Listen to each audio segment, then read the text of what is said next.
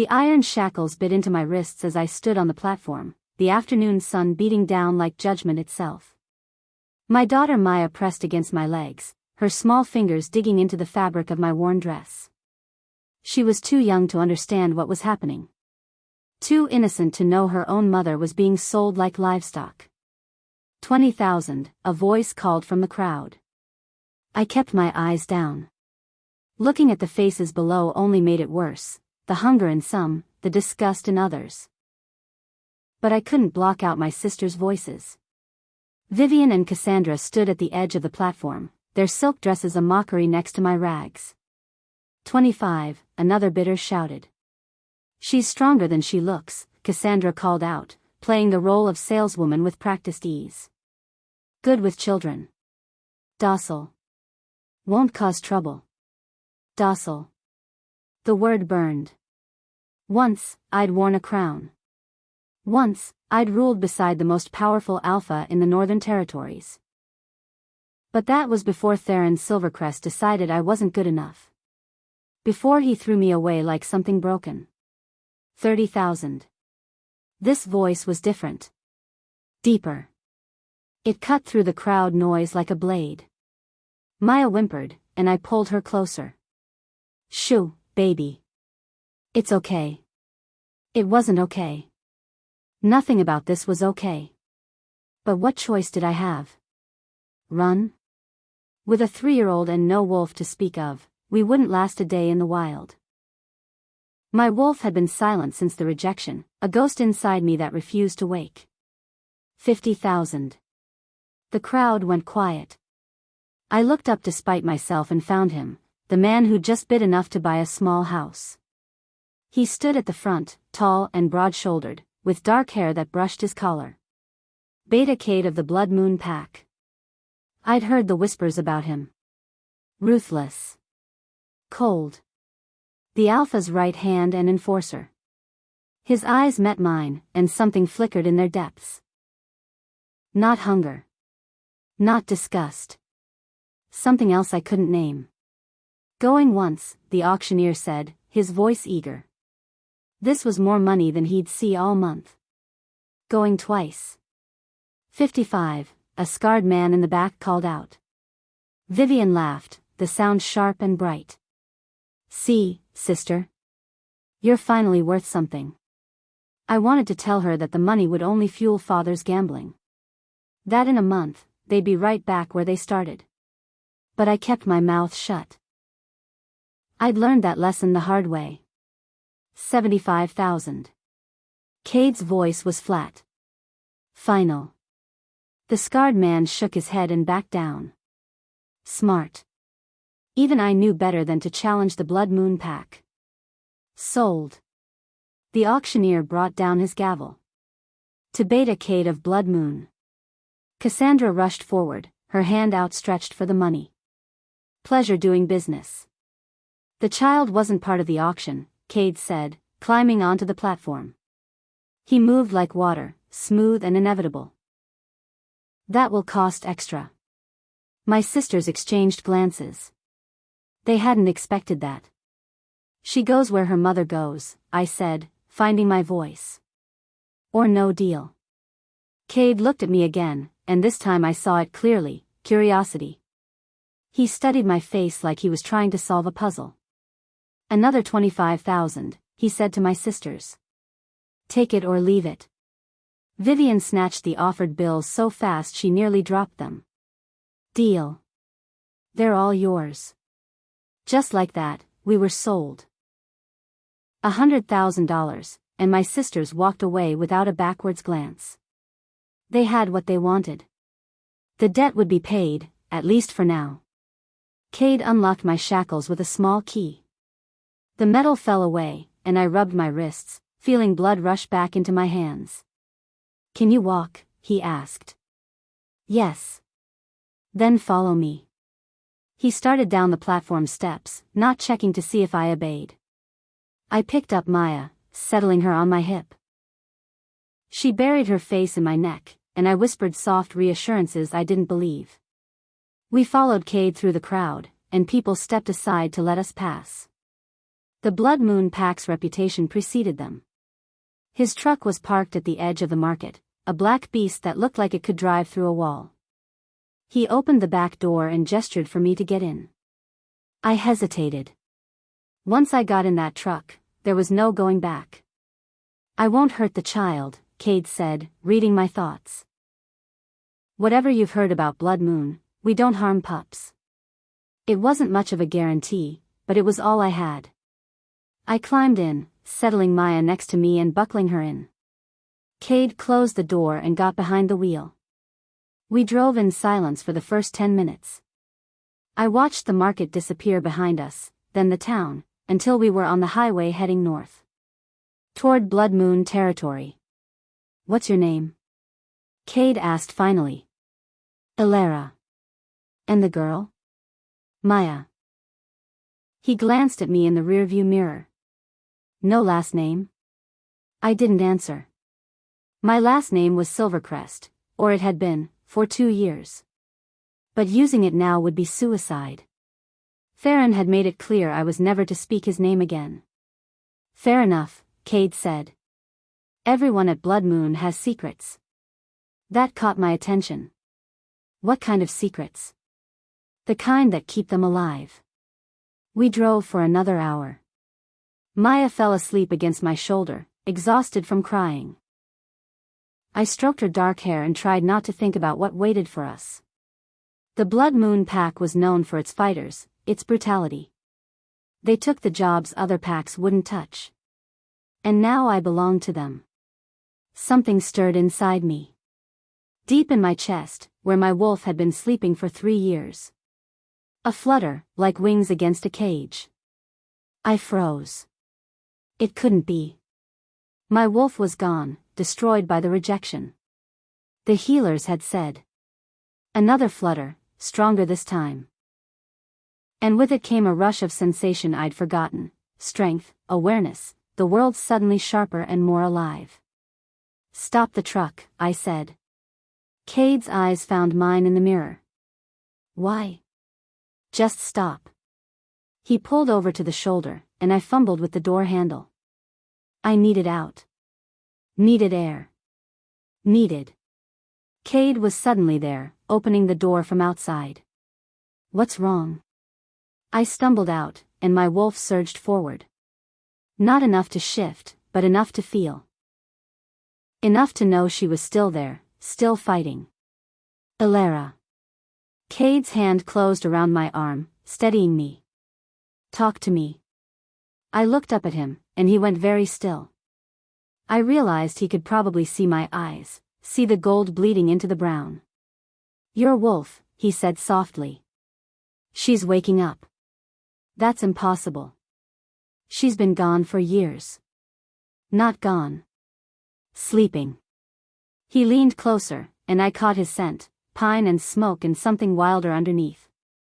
"The question is, why is she waking now?" I didn't have an answer. But my wolf did. She pushed forward again, and this time I felt what she felt, recognition. Not of Cade exactly, but of something about him. Something that called to the broken pieces inside me. Cade's grip on my arm tightened. "Your scent," he said, his voice dropping to barely above a whisper. "I know what you are." My heart stopped. "What?" He looked back at the truck where Maya slept, then at me. When he spoke again, his words changed everything. "And you're worth far more than what I paid." Chapter 2. The cabin sat at the edge of Blood Moon territory, tucked between towering pines that blocked out most of the moonlight. It wasn't what I expected. Not a cell or a barracks or whatever place they kept slaves. It was a home, small but solid, with smoke curling from the chimney and actual curtains in the windows. Cade cut the engine and sat there for a moment, his hands still on the wheel. "This is where you're keeping us?" I asked. "This is where you'll be safe." He got out and opened my door before I could respond. Maya stirred in my arms, blinking sleepy eyes at our surroundings. "Mama, where are we?" "Somewhere new, baby." I climbed out, holding her close. My wolf was still restless inside me, pacing like she'd forgotten how to settle. 3 years of silence, and now she wouldn't shut up. Cade grabbed a bag from the truck bed and headed for the cabin. I followed because there wasn't anywhere else to go. The door wasn't locked. He pushed it open and stepped aside, letting me enter first. The interior was warm. A fire crackled in the stone fireplace, and someone had left the lights on. There was a couch that had seen better days, a small kitchen table, 2 bedrooms visible down a short hallway. Basic, but clean. More than I'd had in months. The bedroom on the left is yours, Cade said, setting the bag on the table. The other one's for Maya. Bathrooms between them. Kitchen stocked with basics. If you need anything else, make a list. I stared at him. I don't understand. What's not to understand? You paid $100,000 for us. This isn't, I gestured at the cabin. People don't buy slaves and give them their own house. Cade's jaw tightened. You're not a slave. Then what am I? He looked at Maya, who was studying him with those 2 wise eyes of hers. Can she go play in her room for a minute? There are toys in the closet. I wanted to refuse, but the way he said it, not a command, but a request, made me pause. I carried Maya to the smaller bedroom and found a worn toy box in the corner. She immediately dove for a stuffed rabbit, all traces of fear forgotten. Stay here, okay? I told her. Mama will be right outside. Okay, Mama. I left the door cracked and went back to the main room. Cade stood by the fireplace, his back to me, staring into the flames. Talk, I said. He turned, and in the firelight, I could see the weight he carried. This wasn't a man who enjoyed what he did. This was a man who'd learned to survive. Your sisters said you were barren, he began. That you'd never been mated, that the child was from some random encounter you were ashamed of. Heat flooded my face. That's none of your. They lied. His eyes locked on mine. I can scent alpha bloodlines from a mile away. It's a gift, or a curse, depending on how you look at it.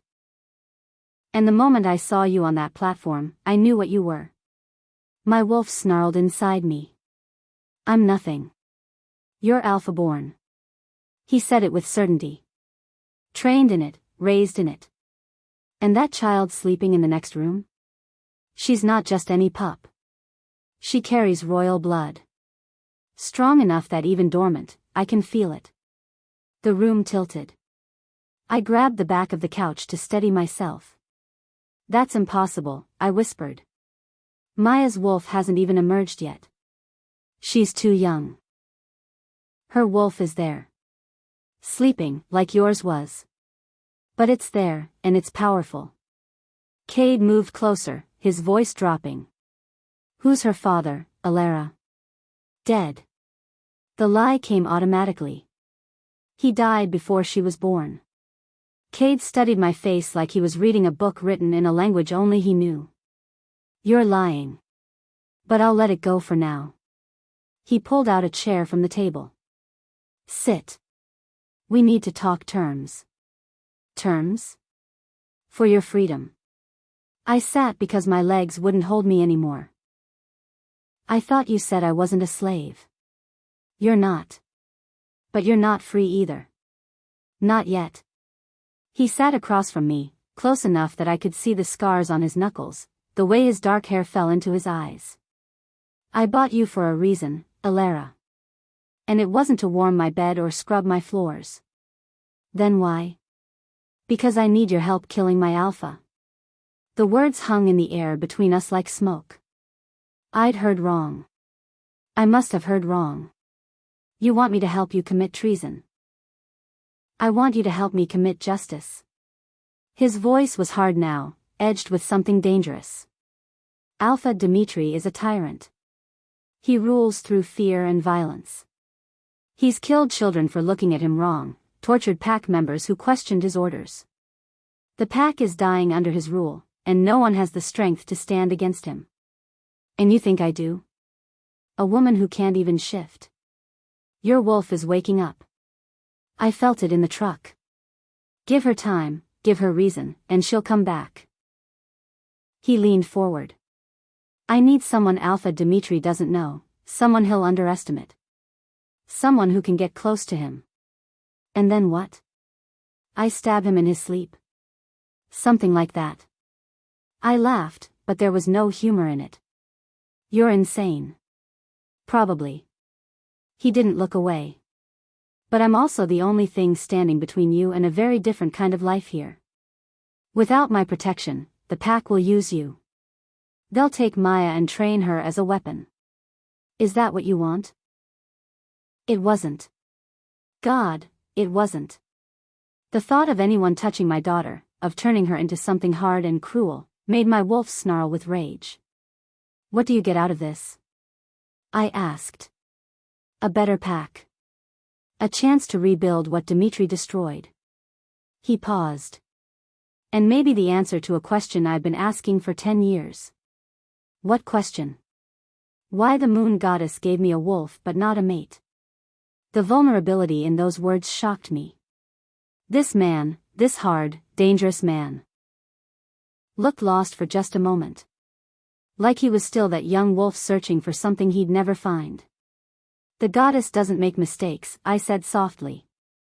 Then where is she? My mate? His hands clenched on the table. I'm 32 years old. I've traveled to every pack in the Northern Territories. I've met thousands of she-wolves. And nothing. Not even a whisper of a bond.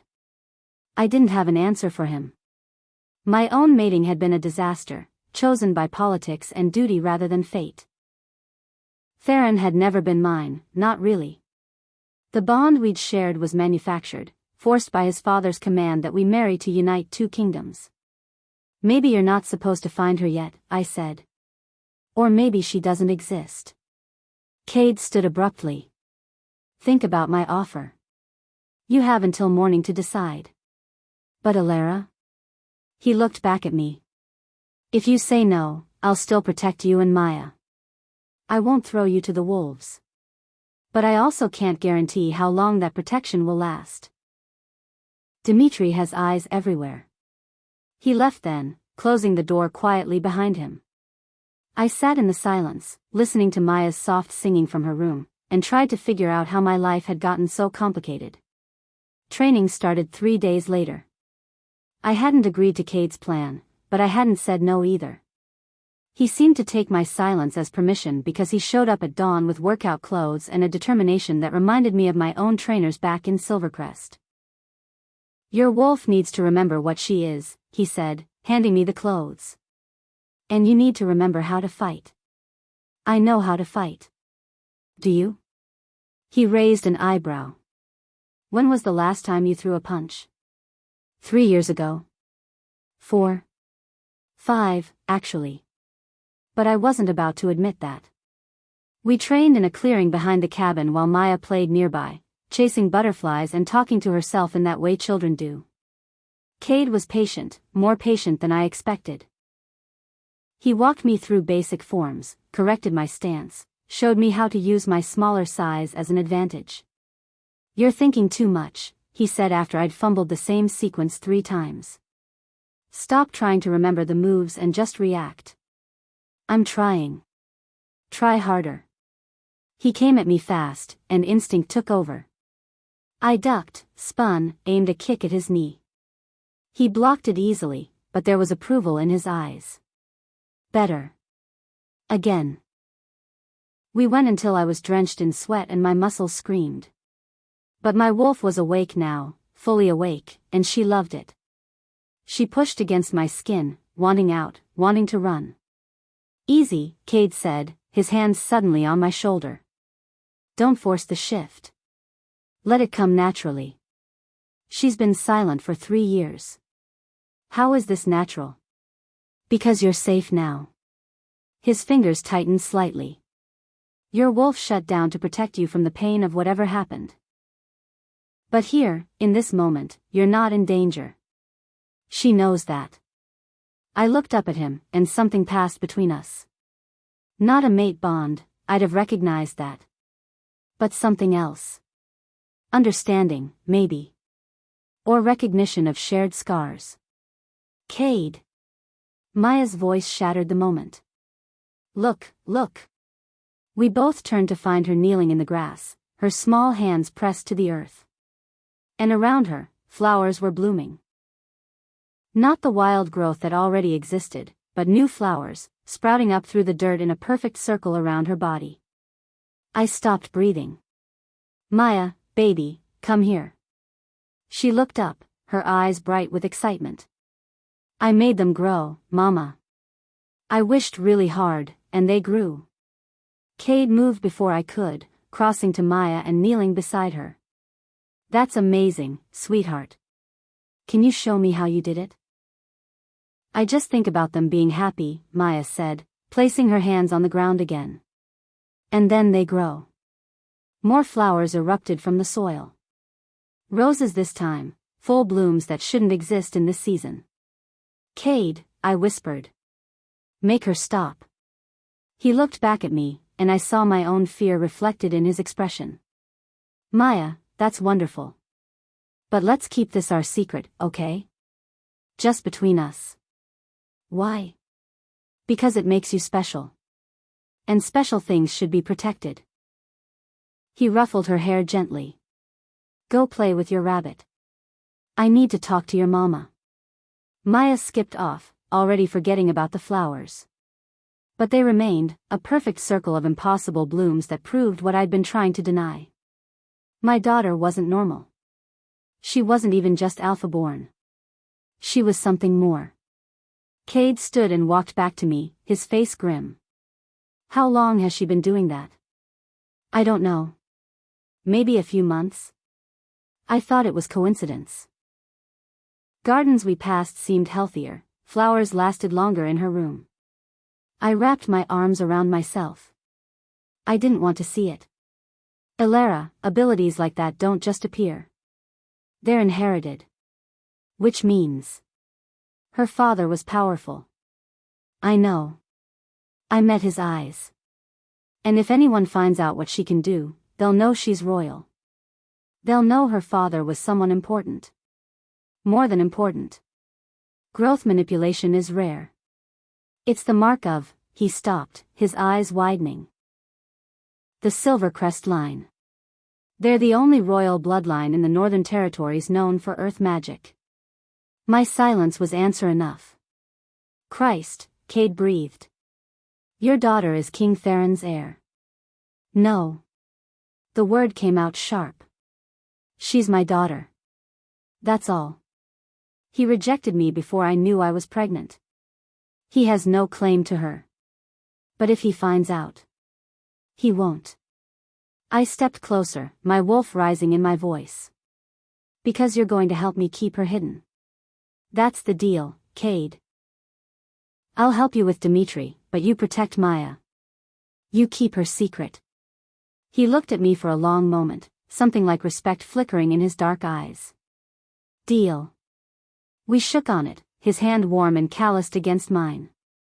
And for the first time since Theron had thrown me away, I felt like maybe, just maybe, I'd found someone I could trust. The next 2 weeks fell into a rhythm. Training in the mornings, rest in the afternoons while Maya napped. Cade brought us supplies, answered my questions about the pack, told me stories about Dimitri's cruelty that made my blood run cold. And slowly, I started to feel like myself again. My wolf grew stronger each day. I could hold the shift for a few seconds now, feel fur sprouting along my arms before I lost control. Cade said it was progress. I called it torture. But worse than the physical training was what was happening to my heart. Because Cade was good with Maya. He brought her toys, played pretend with her, let her climb all over him while he tried to read reports. He was gentle and patient and everything Theron had never been. And when he looked at me, really looked at me, I felt seen for the first time in years. You're staring, he said one evening as we sat on the porch while Maya slept inside. No, I'm not. You are. You do it a lot lately. He took a drink from his beer. What are you thinking about? Nothing. Liar. I smiled despite myself. I was thinking that you're not what I expected. What did you expect? A monster. That's what everyone says about Blood Moon. That you're all killers and criminals. We are. He didn't flinch from it. But we're also survivors. People come to Blood Moon when they have nowhere else to go. When every other pack has turned them away. He looked at me. Like you. I didn't choose this. No. But you're making the best of it. That takes strength. We sat in comfortable silence, listening to the night sounds of the forest. I was almost relaxed when Cade's phone buzzed. He pulled it out, and I watched his expression darken. What is it? Dimitri. He stood, tension radiating from every line of his body. He's heard about you. He wants to meet the unusual new slave his beta acquired. My stomach dropped. When? Tomorrow night. Dinner at his mansion. Cade's jaw clenched. I can't refuse without making him suspicious. He's already paranoid about dissent in the ranks. Then I'll go. Ilera. It's fine. I knew this would happen eventually. I stood, squaring my shoulders. Besides, isn't this what you wanted? For me to get close to him? Not yet. Not before you're ready. I'm ready. I wasn't, but what choice did I have? Refusing would put us all at risk. Just tell me what I need to know about him. What he likes, what he hates. How to survive being in the same room as him. Cade looked at me like he wanted to argue, but finally nodded. All right. Come inside. We have a lot to cover before tomorrow. As I followed him into the cabin, my wolf stirred uneasily.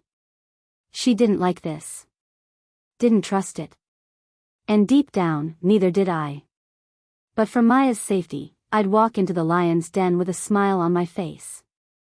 Even if it killed me. Chapter 3. The dress Cade brought me was simple, deep green, long sleeves, high neckline. Nothing that would draw attention.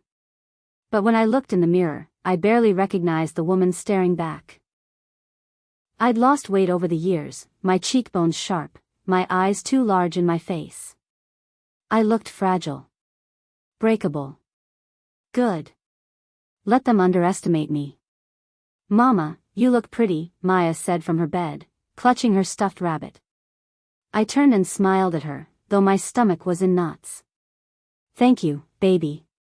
You be good for Mrs. Chen tonight, okay? Mrs. Chen was an elderly she-wolf Cade had brought to watch Maya. She seemed kind enough, but I hated leaving my daughter with a stranger. I'll be good. Ma yawned. Will you be home before bedtime? I'll try. A knock at the door made me jump. Cade stood on the porch, wearing a dark suit that made him look dangerous and sophisticated all at once. His eyes swept over me, and something flickered in their depths before he locked it down. You ready? He asked. No. Good answer. He offered his arm. Remember what I told you. Keep your eyes down, speak only when spoken to, and whatever happens, don't contradict Dimitri. He doesn't tolerate defiance from anyone, especially women. I took his arm, feeling the solid strength of him. And if he asks about Maya? He won't. He doesn't care about pups unless they're useful to him. Cade led me to his truck. But if he does, stick to the story. You had a brief relationship with a lone wolf who died. Nothing memorable. Right. Nothing memorable. Except the king of Silvercrest, but Cade didn't need to know I was still lying about that part. The drive to Dimitri's mansion took 20 minutes. The building loomed out of the darkness like something from a nightmare, all sharp angles and black stone, surrounded by guards and high walls. He's compensating for something, I muttered. Cade's lips twitched. Don't let him hear you say that. We parked and went through security, 2 wolves who patted me down thoroughly enough to make my skin crawl. They found nothing because I'd brought nothing. Just me and my barely there wolf. Inside, the mansion was all cold marble and harsh lighting. Everything designed to intimidate. Cade kept his hand at the small of my back, guiding me through corridors until we reached a grand dining room. And that's when I saw her. Luna Serafina stood at the head of the table, draped in white silk that probably cost more than I'd made in my entire life. She was beautiful in a cruel way, sharp features, calculating eyes, blonde hair piled high on her head. When she saw me, those eyes narrowed. "Cade," she said, her voice like honey over razors. "This is your new acquisition." "This is Alara," Cade said smoothly. "I thought she might be useful for household duties." Serafina circled me like a predator. "She's pretty. Too pretty." She grabbed my chin, forcing my face up. "I don't like her." "Luna Serafina," Cade started. "I don't like her," Serafina repeated. "So she can serve tonight. Let's see if she's good for anything besides decoration." My wolf snarled inside me, but I pushed her down. "Of course, Luna." "Of course, Luna," Serafina mocked. She snapped her fingers at a servant. "Get her an apron. And if she spills anything on my guests, I'll have her whipped."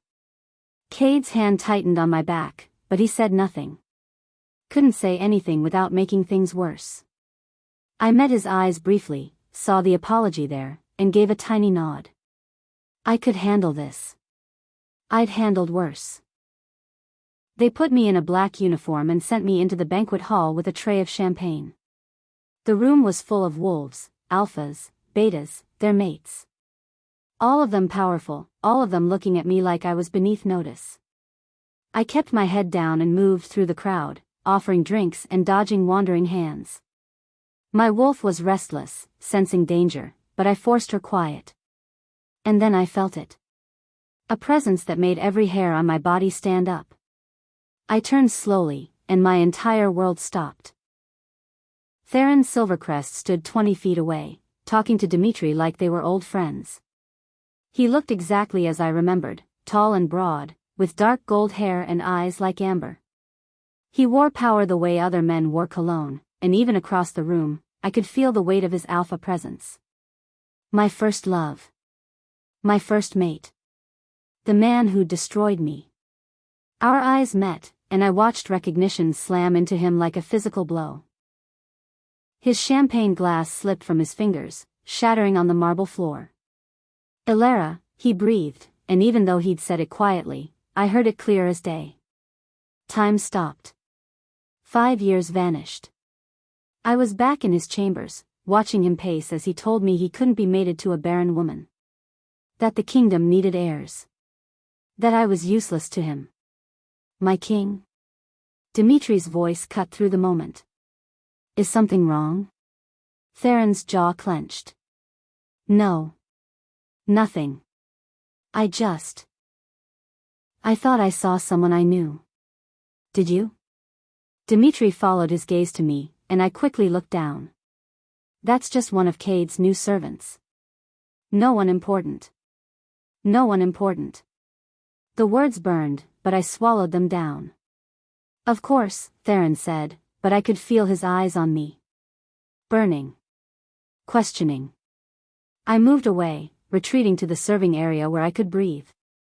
My hands were shaking so badly I had to set down the tray before I dropped it. "You okay?" Another servant asked, an older woman with kind eyes.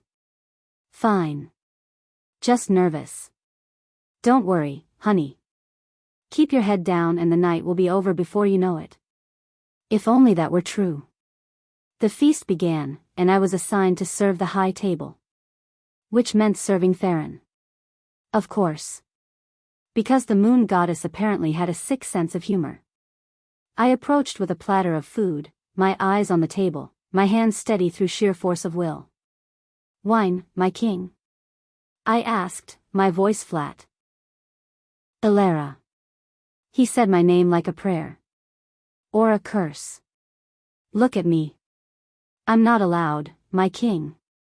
Luna Serafina's orders. "I don't give a damn about," he stopped himself, glancing around at the other guests. Then, quieter, please. I'd forgotten how much power that word had in his mouth. I looked up, meeting those amber eyes, and saw something I'd never expected. Guilt. Raw and consuming. "Where have you been?" he asked quietly, his voice pitched for only my ears. "I searched for you. 4 months. You disappeared." "You told me to leave," I said, serving him food with mechanical precision. "So I left." "I didn't mean," he stopped, frustrated. "We need to talk. Privately. I'm serving dinner, my king. Perhaps another time." I moved away before he could respond, but I felt his eyes following me all night. Every time I entered the room, every time I poured wine or cleared plates. He watched me like a man staring at a ghost. Good. Let him feel haunted. Let him know what it was like to lose something you couldn't get back. The feast dragged on for hours. Toasts were made, deals were struck, and through it all, I served and smiled and pretended my heart wasn't tearing itself apart. Cade watched too. I caught his eyes several times across the room, saw the questions there. The way he looked between me and Theron, putting pieces together. When dinner finally ended, I thought I was free. But as I carried empty glasses to the kitchen, a hand closed around my wrist and yanked me into a side hallway. Theron crowded me against the wall, his body blocking any escape. 5 years, he said, his voice rough. 5 years, Alara. Where were you? Surviving. I kept my voice cold. What do you want, Theron? To apologize? To tell me rejecting me was a mistake? It was a mistake. The words seemed torn from him. Every day since then has been a mistake. My Luna. The one they chose for me, she died. In childbirth. The child was stillborn. I should have felt satisfaction. Instead, I felt nothing. I'm sorry for your loss. Are you? He leaned closer, and I smelled cedar and smoke, his scent, unchanged. Or are you glad? Glad that I suffered like you suffered? I don't feel anything for you anymore. The lie came easily. You made sure of that when you broke the bond. The bond. He closed his eyes. God, Alara, what did I do to you? You can't shift anymore, can you? I can feel it. Your wolf is barely there. She's there enough. Rejection bonds can destroy a wolf's spirit. I didn't know, I didn't think. His hand came up to cup my face, and I flinched. He froze. You're afraid of me. I'm not afraid. I'm nothing. I pushed at his chest. Let me go. Not until you tell me where you've been. How you've survived. I worked. I did what I had to do. I met his eyes. I'm not your concern anymore, my king. You made that clear.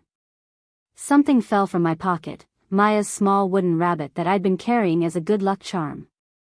Theron bent and picked it up before I could stop him. A child's toy, he said slowly, turning it over in his hands. Alara, do you have? There you are. Dimitri's voice cut through the tension like a blade. He stood at the end of the hallway, Serafina at his side. My king, I hope my servant hasn't been bothering you. Theron's jaw tightened, but he stepped back. Not at all. We were just reminiscing. Reminiscing? Serafina's eyes glittered with malice. You know this slave? We knew each other. Years ago. Theron handed me back the toy, his fingers brushing mine. The contact sent sparks up my arm, phantom sensations from a bond that no longer existed. She's changed. Haven't we all? I said softly. Dimitri grabbed my arm hard enough to bruise. Get back to the kitchen. Now. I went, but I felt Theron's eyes on me the whole way. When I glanced back, I saw him standing there, the toy still in his hand, looking like a man who just lost everything. Cade found me in the kitchen 10 minutes later. We're leaving. The feast isn't over. It is for us. His voice was hard. Come on. I followed him out through the servants' entrance, away from the lights and music. Neither of us spoke until we were in the truck, driving away from that horrible mansion. You were mated to Theron Silvercrest, Cade said finally. Not a question. A statement. I stared out the window. Yes. And he rejected you. Yes. Is he Maya's father? I closed my eyes. Yes. Cade was quiet for a long time. When he spoke again, his voice was rough. Does he know? No. And he never will. I looked at him. That's not up for negotiation, Cade. He threw me away. He doesn't get to have her. He's the king. If he finds out. He won't. Not unless you tell him. Cade's hands tightened on the wheel. I won't. But Alara, he was watching you all night. And not like a man who's let go. Like a man who's realizing what he lost. Too bad, I said flatly. Some things can't be undone. We drove the rest of the way in silence. When we pulled up to the cabin, something felt wrong. The lights were all on, and I could hear crying. Maya. I was out of the truck before it fully stopped, running for the door. Mrs. Chen stood in the living room, wringing her hands, looking terrified. I don't know what happened, she said. She just started crying, and then she got so hot. I pushed past her into Maya's room and stopped dead. My daughter lay in her bed, tears streaming down her face, her skin flushed with fever. But that wasn't what made my heart stop. She was glowing. Golden light pulsed under her skin like she'd swallowed the sun. It rippled across her small body in waves, growing brighter with each breath. Mama, she whimpered. Mama, it hurts. I rushed to her side, touching her forehead. She was burning up. I know, baby. I know. I'm here. Cade appeared in the doorway. When he saw Maya, he went very still. How long has she been like this? 20 minutes, Mrs. Chen said from behind him. I tried to cool her down, but nothing works. The golden light pulsed again, stronger, and Maya cried out. The sound echoed through the cabin, through the woods, carrying on the wind. Carrying to every wolf in Blood Moon territory. We need to contain this, Cade said urgently. If anyone sees. I know. I gathered Maya into my arms, even though her skin was scorching. Baby, you need to calm down. Can you do that for Mama? I can't, she sobbed. It wants out. It wants. Another pulse of light, so bright I had to close my eyes. When I opened them, flowers were growing through the floorboards, wrapping around the bed frame, climbing the walls. Jesus Christ, Cade breathed. She's manifesting. She's 4 years old, I said desperately. This shouldn't happen until she's at least 12. Royal bloodlines manifest early under stress. He knelt beside the bed. Maya, sweetheart, look at me. Look at me. Maya's glowing eyes focused on him. You're safe, he said firmly. Nothing bad is going to happen. But you need to pull the light back inside. Can you do that? I don't know how. Yes, you do.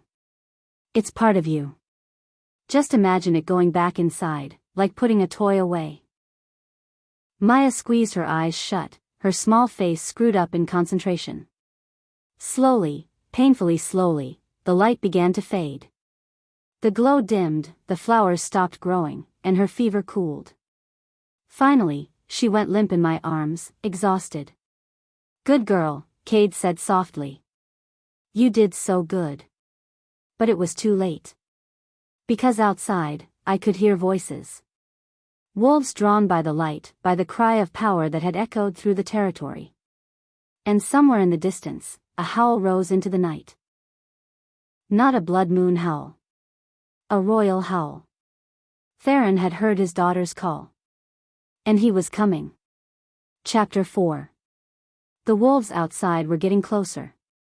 I could hear their footsteps, their murmured questions, the way they circled the cabin like sharks scenting blood in the water.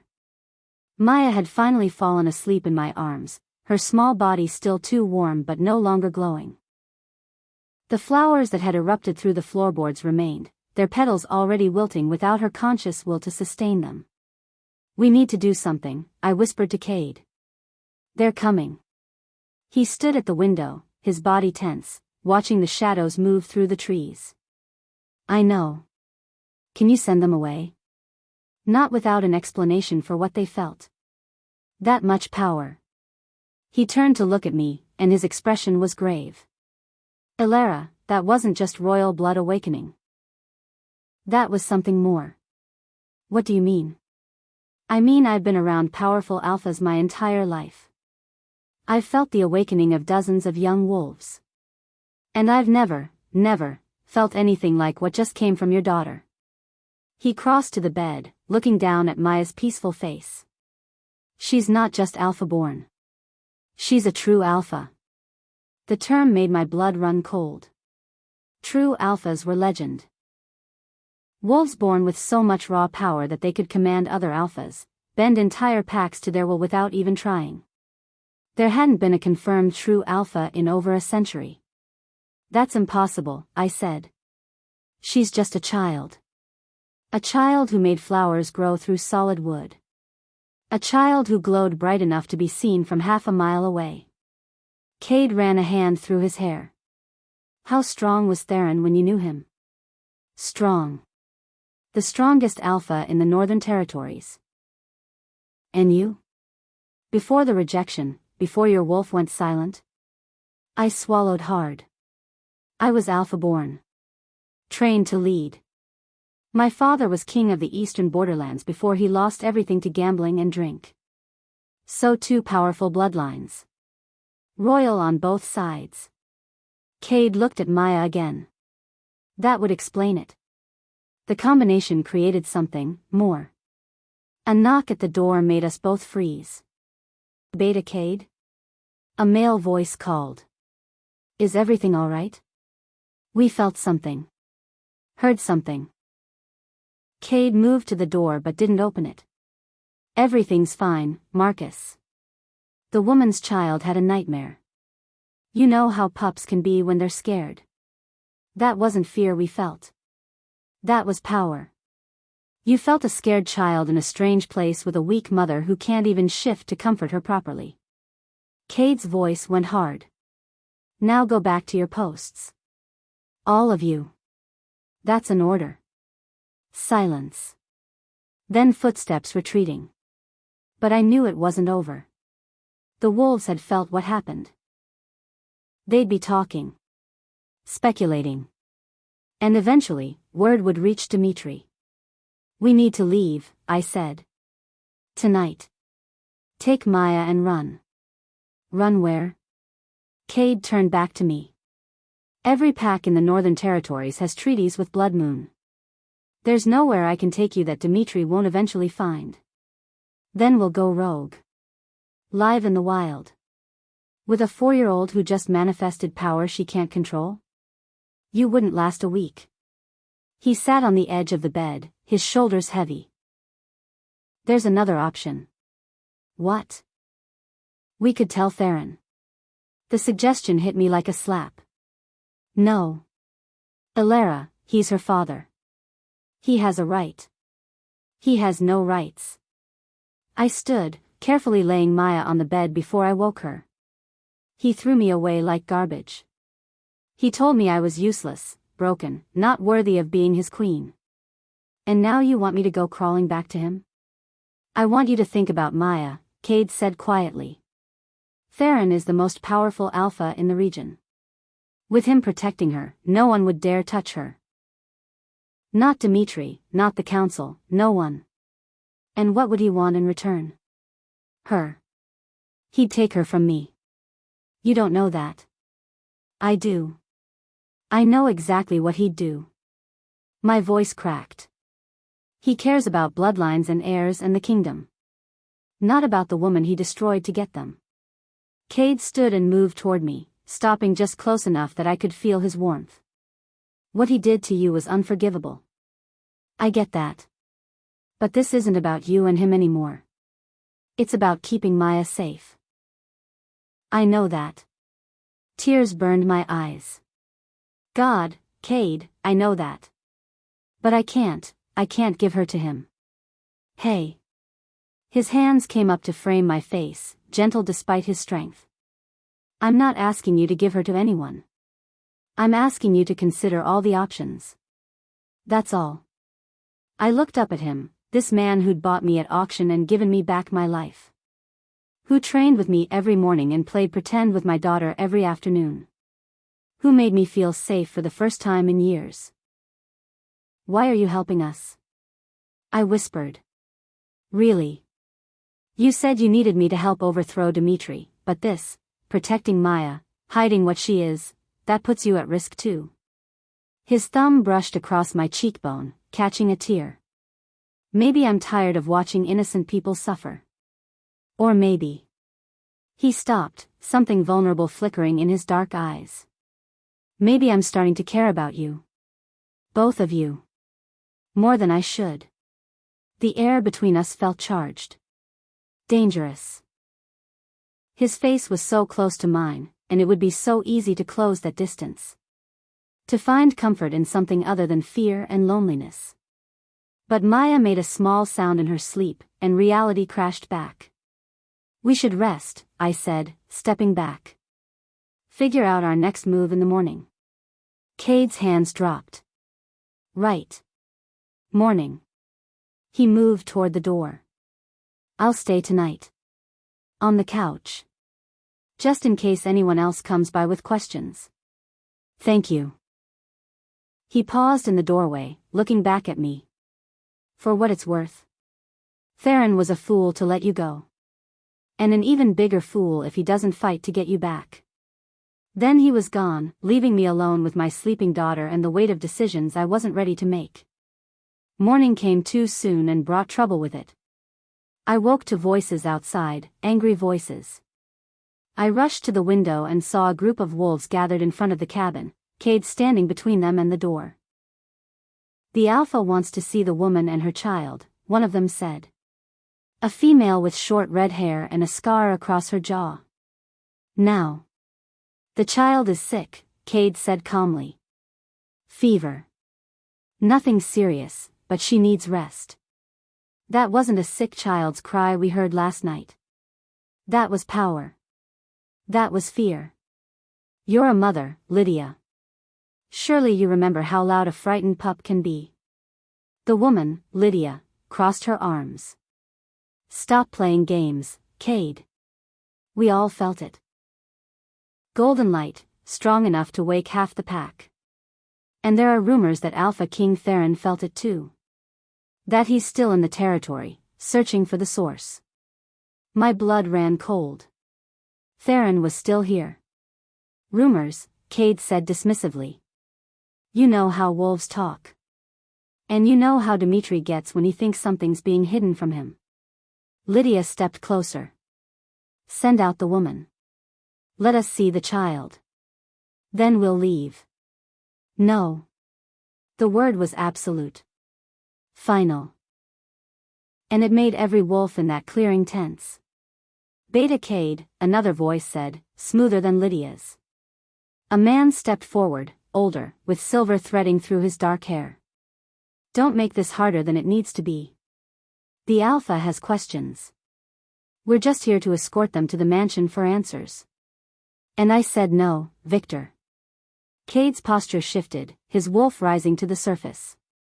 The woman and child are under my protection.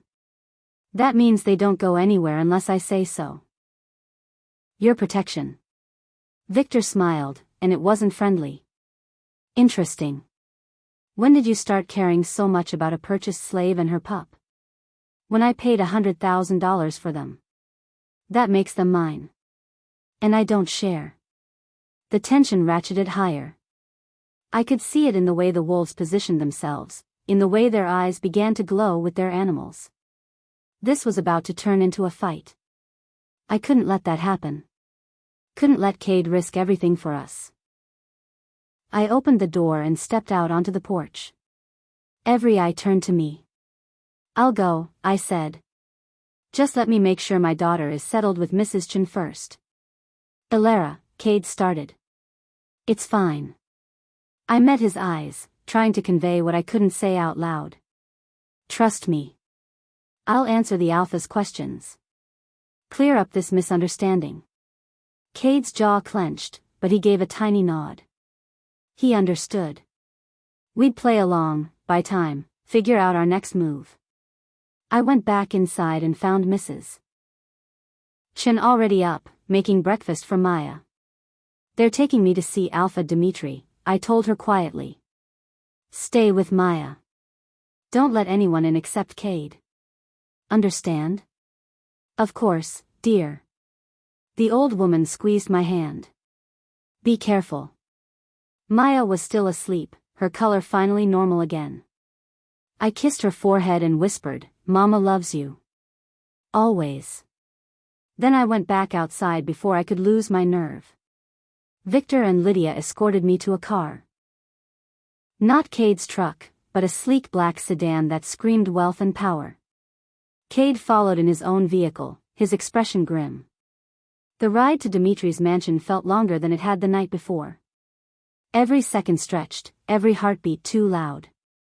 I kept my hands folded in my lap and my eyes forward, trying to appear calm. We pulled up to the mansion just as another car arrived. A car I recognized from last night. Theron stepped out, and our eyes met across the driveway. He looked like he hadn't slept. His hair was disheveled, his clothes rumpled. But his eyes, those amber eyes that had haunted my dreams, they were sharp and focused and locked on me. "Elara," he said, starting toward me. Victor stepped between us. "My king, you're here early." I couldn't sleep. Not after. Theron's gaze never left me. Not after seeing an old friend in such unfortunate circumstances.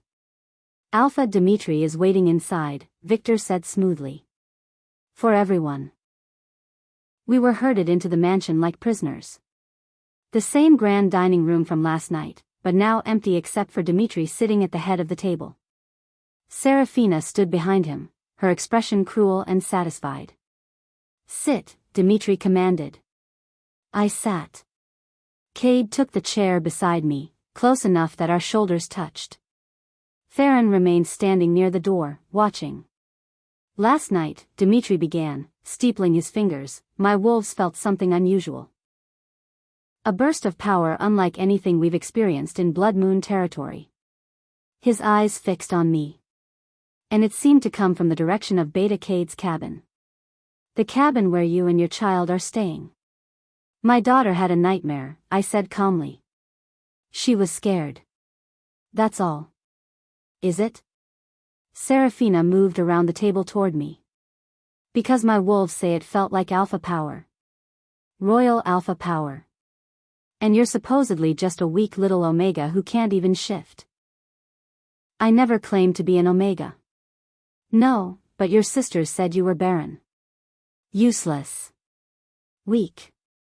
Serafina leaned down, her face inches from mine.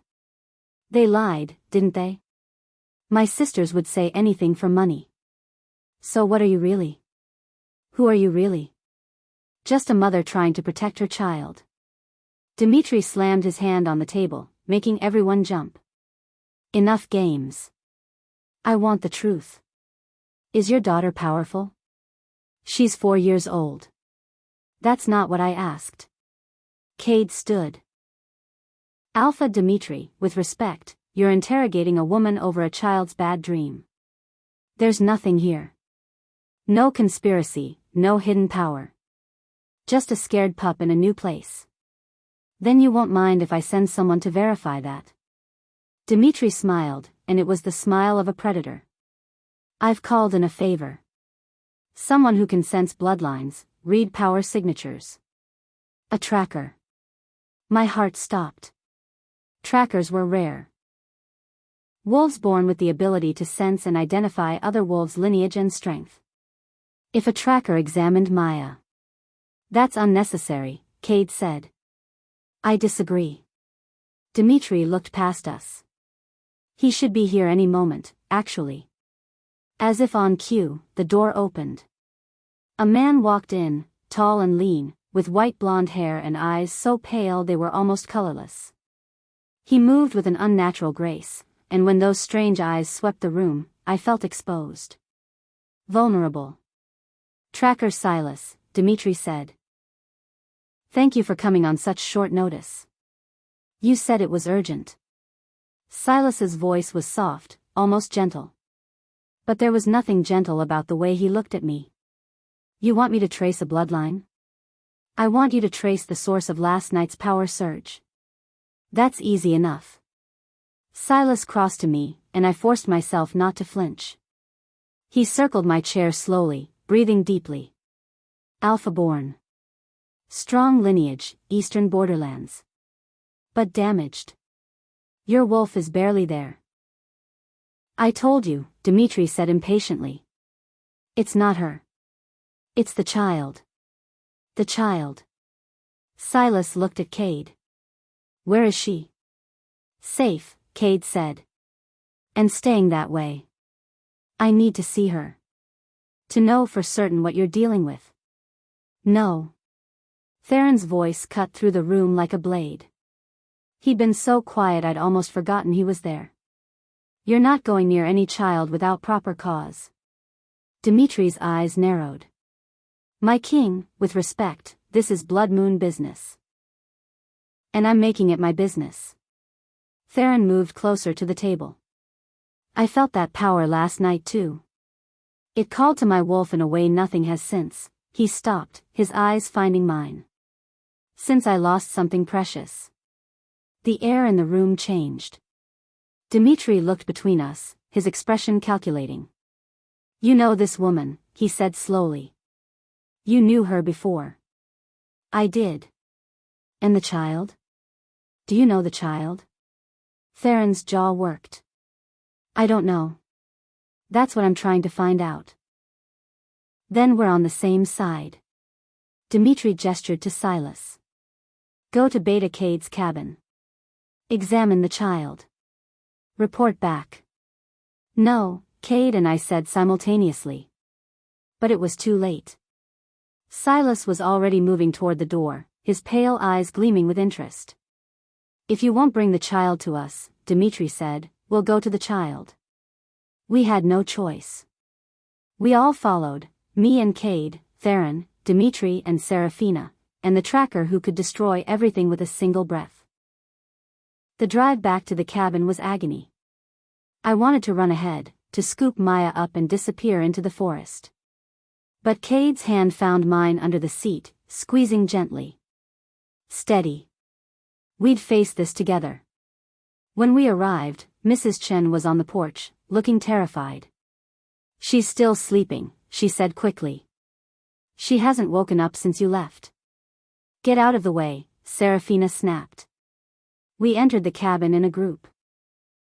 The flowers from last night still decorated Maya's room, wilted but unmistakable. Dimitri looked at them and smiled. Maya was awake now, sitting up in bed and clutching her rabbit.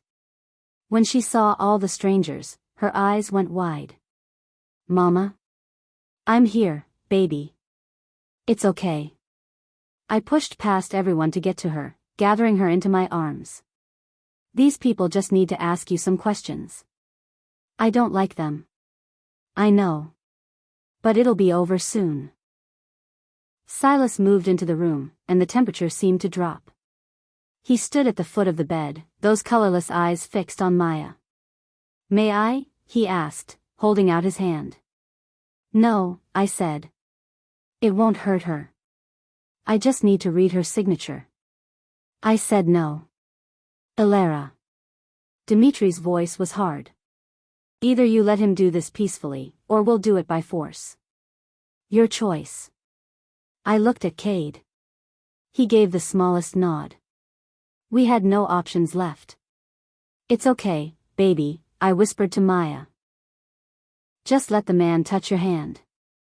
Then he'll leave. Maya looked uncertain but extended her small hand. Silas took it gently, his eyes closing. The room went silent. We all waited. Silas's eyes snapped open, and the expression on his face made my blood run cold. Shock. Awe. And underneath it all, greed. Impossible, he breathed. What? Dmitri demanded. What do you sense? Silas looked at me, then at Maya, then at Theron. His pale eyes were wide with disbelief.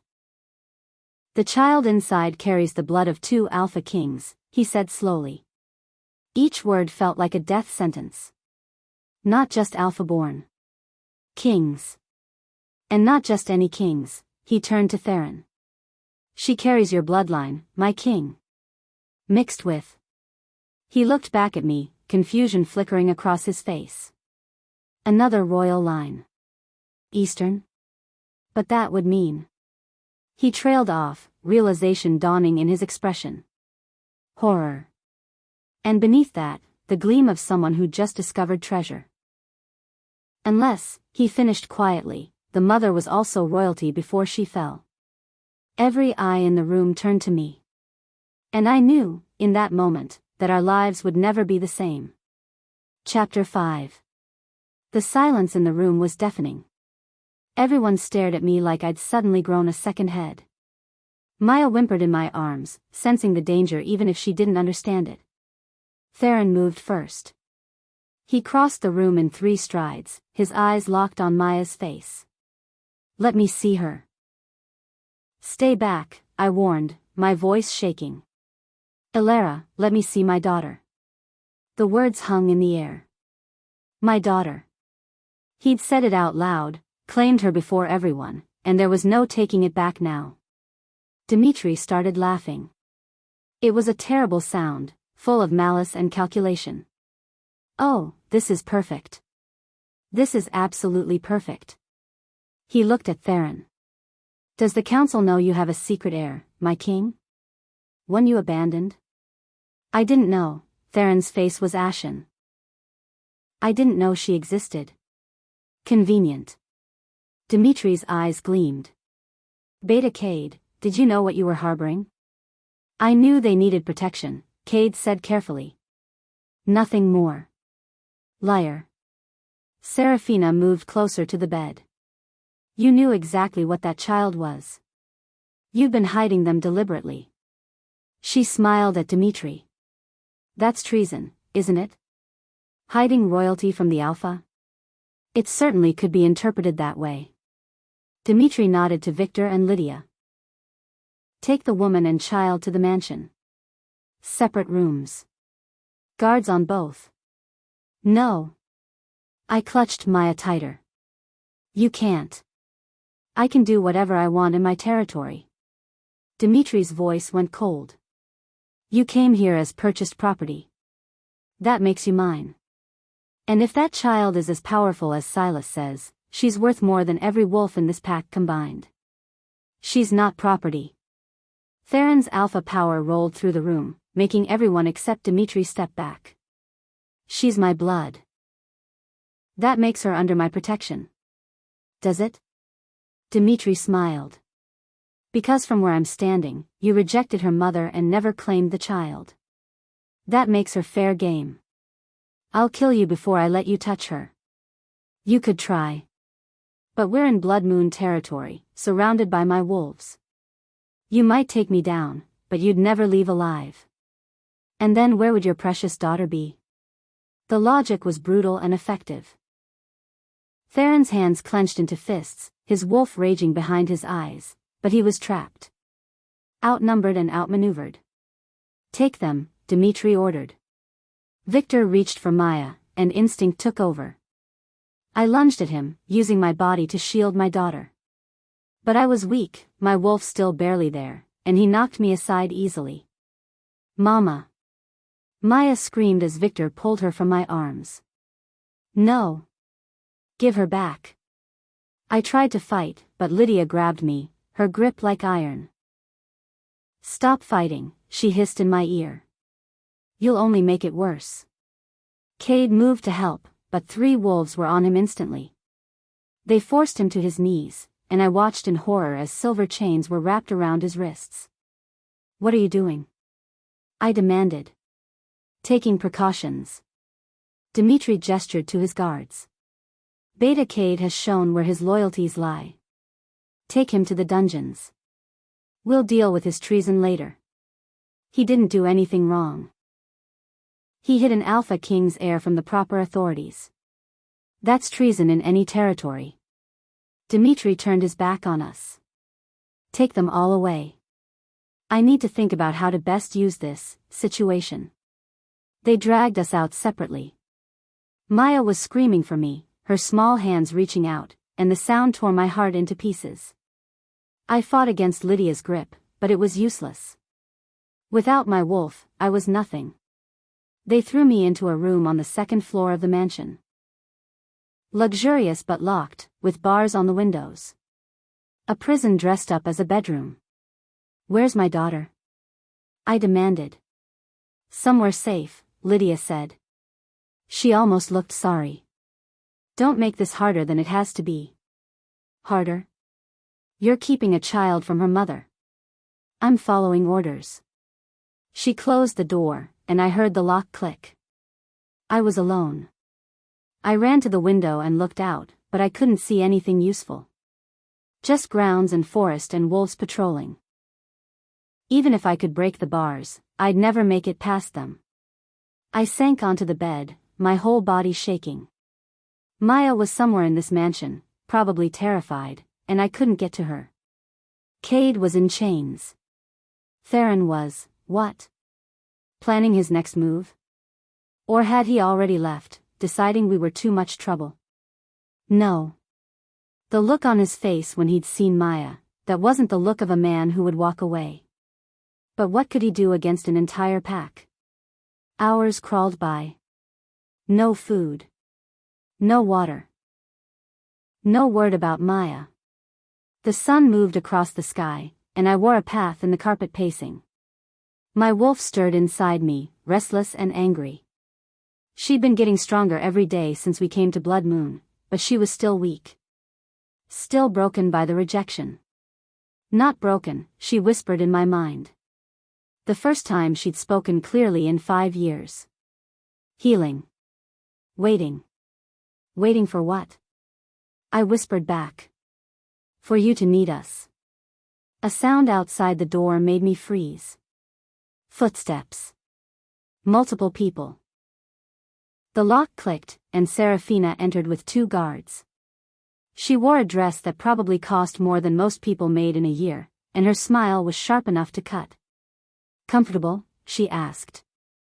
Where's my daughter? Safe. For now. She circled the room, running her fingers over the furniture.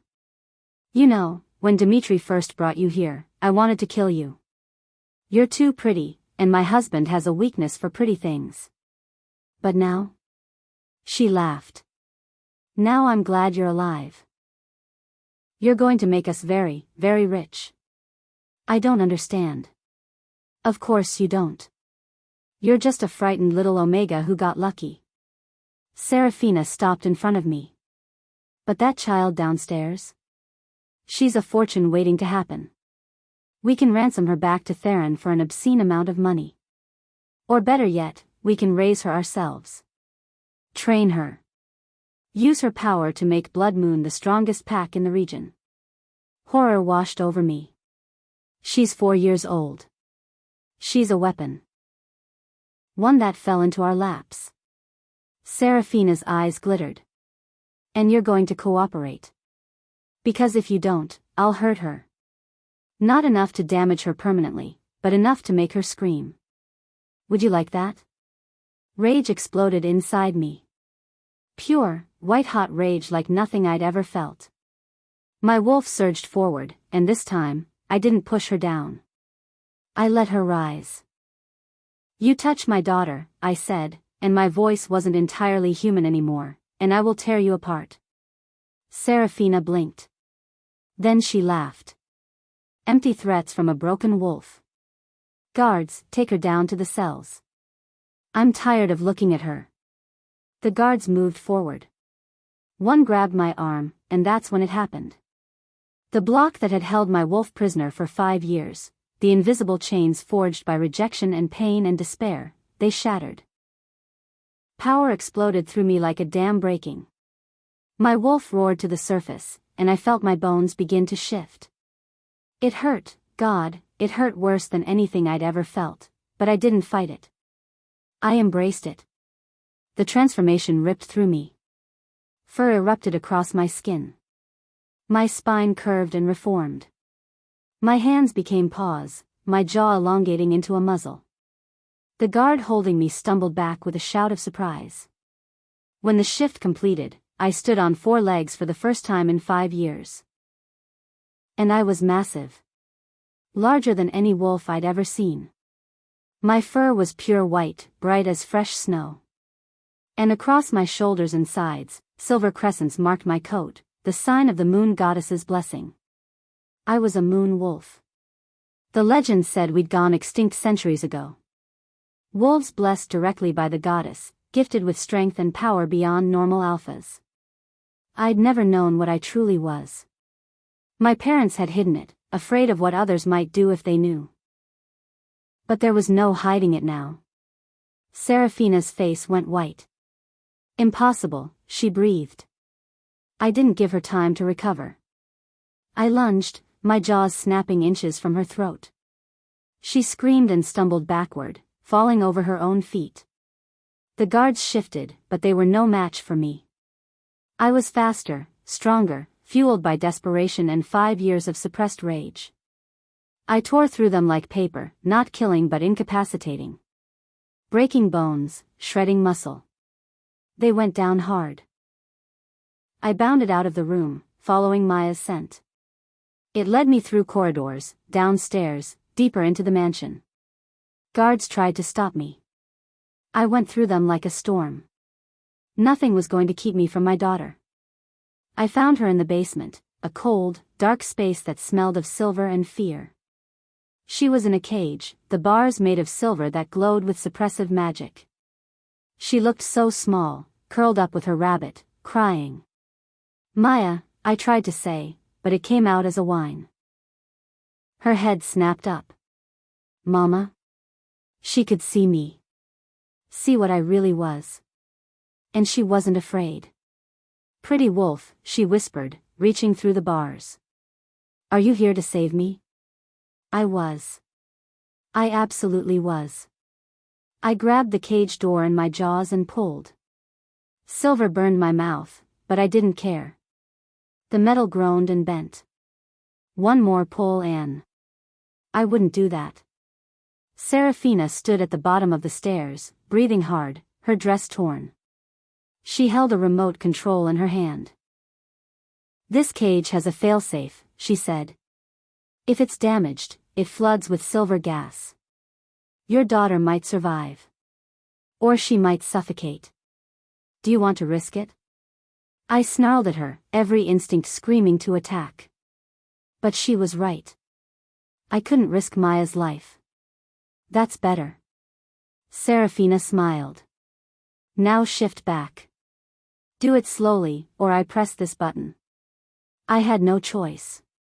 Slowly, painfully, I forced the shift to reverse.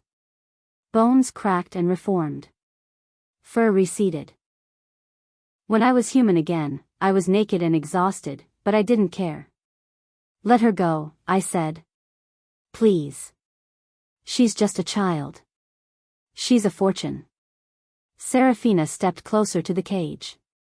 And now that I know what you are, a moon wolf, that makes you valuable too. Dimitri is going to be so pleased. You're a monster. I'm a survivor. There's a difference. A crash from upstairs made us both freeze. Then another. The whole mansion shook. What? Seraphina started. The wall exploded inward. Stone and wood flew everywhere. I threw myself over Maya's cage, shielding it from debris. When the dust cleared, a massive golden wolf stood in the wreckage. Theron. He shifted back to human form, his eyes blazing with alpha power. When he saw me crouched over the cage, naked and bleeding, something in his expression broke. Then he saw Maya inside the cage. Saw her face, his amber eyes, his strong features, his dark gold hair. She looked up at him with a child's innocent curiosity. "Are you here to help my mama?" she asked. Theron fell to his knees. "Oh God," he breathed. "Oh God, Alara, what did I do?" He crawled forward, his hands shaking as they gripped the bars of the cage.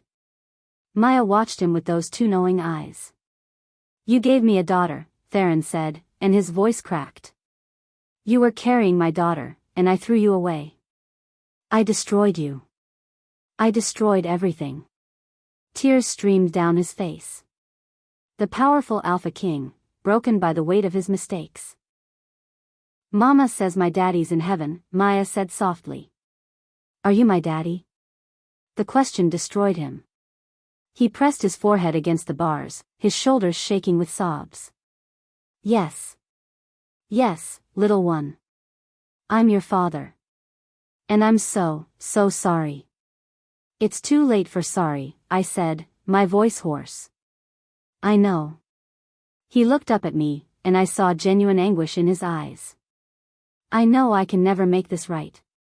But let me help you now. Let me protect you both. Please." Before I could answer, applause echoed through the basement. Dmitri stood on the stairs, flanked by at least 30 wolves. All of them armed. All of them ready to fight. "How touching," he said. "The family reunion. But I'm afraid I can't allow this to continue." Theron stood slowly, his body tense. "Stand down, Dmitri. You don't want this fight. Don't I?" Dmitri descended the stairs, his wolves fanning out around him. "You're one alpha against my entire pack. You might be powerful, my king, but you're not invincible. Try me." "Oh, I intend to." Dmitri smiled. "But first, let me make something clear. The child belongs to Blood Moon now. I found her, I'm keeping her, and I'll kill anyone who tries to take her from me." His eyes swept over Theron, then me. "Including an Alpha King. Especially an Alpha King who's too weak to claim his own heir." The wolves around him tensed, ready to attack on his command. And I knew, with terrible certainty, that this basement was about to become a battlefield. With my daughter trapped in the middle of it. Chapter 6. The basement erupted into chaos. Dimitri's wolves surged forward, and Theron shifted in a blur of motion, his massive golden form intercepting the first wave. The sound of snarling and tearing filled the air, violent and primal. I scrambled to Maya's cage, my hands shaking as I searched for a way to open it without triggering Serafina's failsafe. But Serafina was already moving, backing toward the stairs with that damned remote still in her hand. "If anyone comes near me," she shrieked, "I'll flood the cage. I swear I will." A wolf lunged at her. She pressed the button. "No!" I screamed. But nothing happened. The wolf, a massive brown male I didn't recognize, ripped the remote from her hand and crushed it between his jaws. Then he shifted back, and I saw the royal insignia tattooed on his shoulder. One of Theron's guards. He'd brought backup. "The cage," I gasped. "I need to get her out." The guard moved to the cage, examining the lock. "Silver mechanism. I need tools. We don't have time." Above us, the sounds of fighting intensified. More wolves were pouring into the mansion, Theron's reinforcements clashing with Blood Moon pack members. The whole building shook with the force of their battle. Theron's golden form tore through 3 wolves, his power and rage making him nearly unstoppable. But there were so many of them. For every one he took down, 2 more appeared. A wolf came at me from the side. I didn't think, I just shifted. The transformation was easier this time, faster. My white wolf burst free, and I met the attacker head-on. We collided in a tangle of fur and fangs. He was strong, but I was desperate. I fought like a creature possessed, using every technique I'd learned in my years of royal training. He went down hard. I shifted back, panting. The cage. We need to get Maya out now. I'm trying. The guard was working at the lock with a piece of metal he'd found. The silver is burning my hands. Let me. I pushed him aside and grabbed the lock myself. The silver seared my palms, but I gritted my teeth and twisted. The metal groaned. Mama, it hurts. Maya cried from inside the cage. I know, baby. Just a little longer. A roar from across the basement made me look up. Cade burst through a door I hadn't noticed, his wrists still red from silver chains but his eyes blazing with fury. He was in human form but his wolf was right there, just beneath his skin. Ilara. He spotted me and changed direction, fighting his way through the chaos. 2 wolves tried to stop him. He broke one's jaw with a single punch and threw the other into a wall. Cade, help me with the cage. He reached us and assessed the situation in seconds. Move. I stepped back, and he gripped the cage door with both hands. His muscles strained, veins standing out on his arms. The silver was burning him, I could smell his flesh cooking, but he didn't let go. With a sound like a gunshot, the lock broke. Cade stumbled back, his hands a mess of burns. I yanked the cage door open and reached for Maya. Come here, baby. Come to Mama. She scrambled out, her small body shaking, and I pulled her into my arms. She was safe. Finally safe. We need to move, Cade said, his voice tight with pain. More are coming. He was right. I could hear them, dozens of wolves, all converging on the basement. We were trapped down here. This way. Theron's guard gestured to a door on the far side of the basement. Service exit. Leads to the grounds. We ran. I carried Maya while Cade and the guard flanked us. Behind us, the battle raged on. I glanced back once and saw Theron surrounded by at least 10 wolves. He was holding his own, but barely. Theron. I shouted. He looked up, and our eyes met across the carnage. Blood matted his golden fur. His amber eyes were wild, but when he saw Maya safe in my arms, something in his expression eased.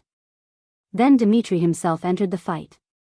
He was massive in his wolf form, black as midnight with red eyes that glowed like coals. An alpha in his prime, fueled by rage and territorial instinct. He slammed into Theron with devastating force, and they both went down. No, I breathed. We have to go, Cade urged, pulling at my arm. That's what he's buying us, time to escape. I can't leave him. You have to. For her. He nodded at Maya. He was right. God help me, he was right. I turned and ran for the exit. We burst out into the grounds just as more wolves came pouring around the mansion's corner. At least 20 of them, all blood moon. Shift, the guard commanded. It's our only chance. I handed Maya to him. Protect her. With my life. I shifted again, my white wolf form flowing more naturally now. Cade shifted too, a dark gray wolf with intelligent eyes. Together, we faced the oncoming pack. The fight was vicious. I was faster than most of them, but they had numbers. Teeth found my shoulder, and I yelped in pain. Cade was there instantly, ripping my attacker away. Go. He seemed to say with his eyes. I'll hold them. But I couldn't abandon him either. We fought back to back, covering each other, buying precious seconds for Theron's guard to get Maya to safety. An explosion from inside the mansion made everyone freeze. The entire west wall blew outward in a shower of stone and fire. And through the smoke and debris, 2 massive wolves emerged, still locked in combat. Theron and Dimitri.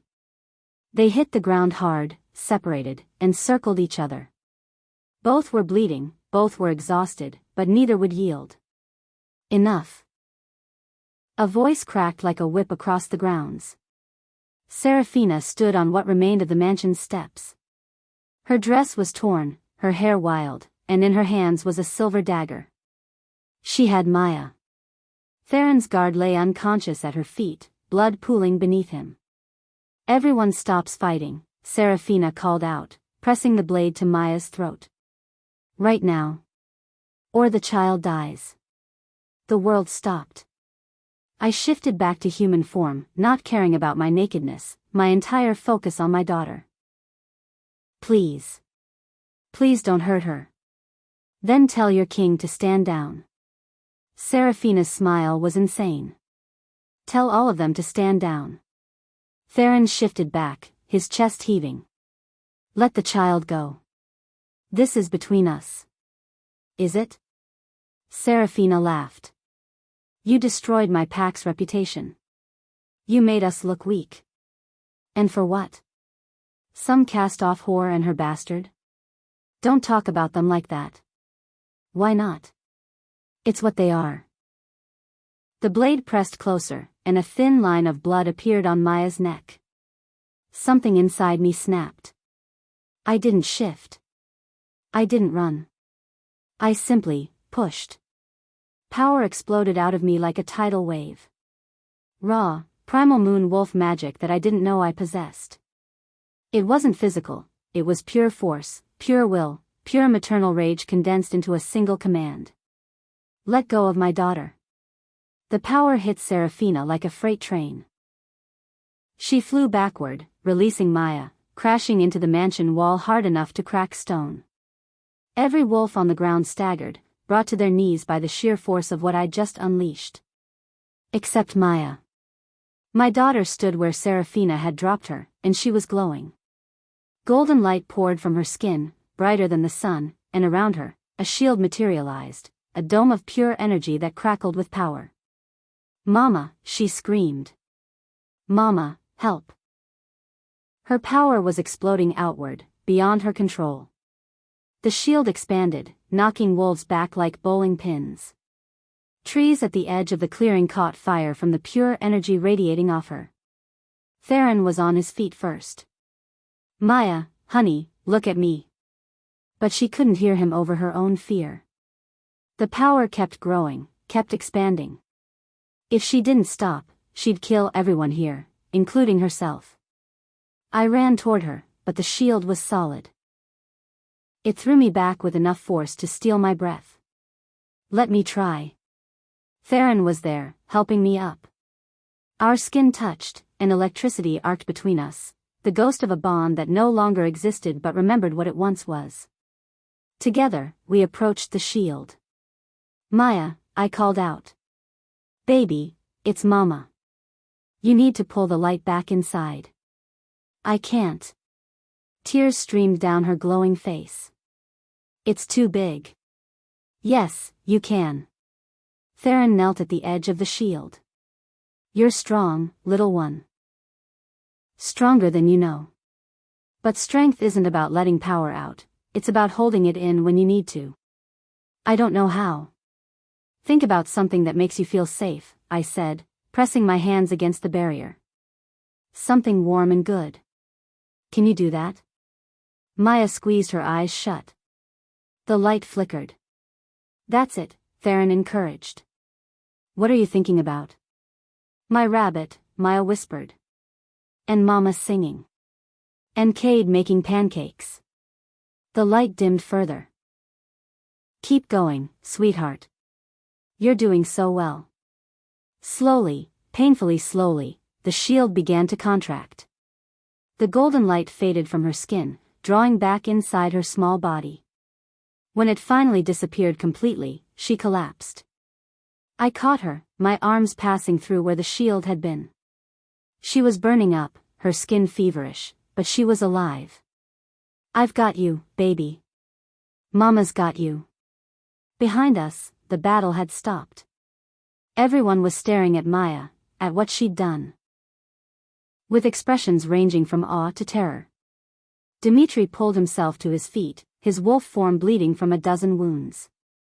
But his red eyes were locked on Maya with a hunger that made my skin crawl. That child, he rasped, is worth more than every wolf in this territory combined. And she's mine by right of salvage. She's mine by right of blood, Theron snarled. And I'll die before I let you touch her again. Dmitri laughed. Then die you shall. He howled, and the sound was answered by dozens of voices. More blood moon wolves emerged from the forest, surrounding us. They'd called in reinforcements from the outlying territories. We were outnumbered at least 3-1. Theron moved to stand beside me, his body positioned to protect both me and Maya. Can you shift? I'm exhausted. So am I. He glanced at me, and in that moment, I saw the man I'd once loved.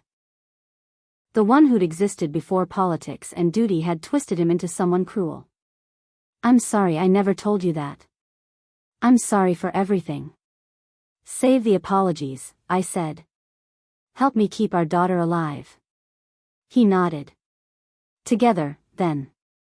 We shifted in unison, his gold, my white, and stood side by side as Dimitri's forces closed in. The battle that followed was chaos. Theron and I moved like we'd been fighting together for years instead of being separated for 5. He'd go high, I'd go low. I'd feint left, he'd strike right. Our wolves knew each other, remembered each other, even if the bond was broken. But we were losing. Too many enemies, too little strength left. A wolf got past Theron's guard and came at Maya. I intercepted it, taking teeth to my ribs that made me scream. The wolf shook me like a rag doll. Cade appeared out of nowhere, slamming into my attacker with enough force to break bones. He'd shifted back to human form and was fighting with his bare hands, his face twisted with fury. Get them out of here, he shouted at Theron's remaining guards. Go. Cade, no, I tried to say, but he cut me off. You were never meant to be mine, Elara. His eyes found me through the chaos. I see that now. But I can still save you. Cade. He turned back to the fight, throwing himself at Dimitri's wolves with reckless abandon. Buying us seconds. Minutes. Theron's guard surrounded me and Maya. My king, we need to retreat. Not without Cade. He made his choice.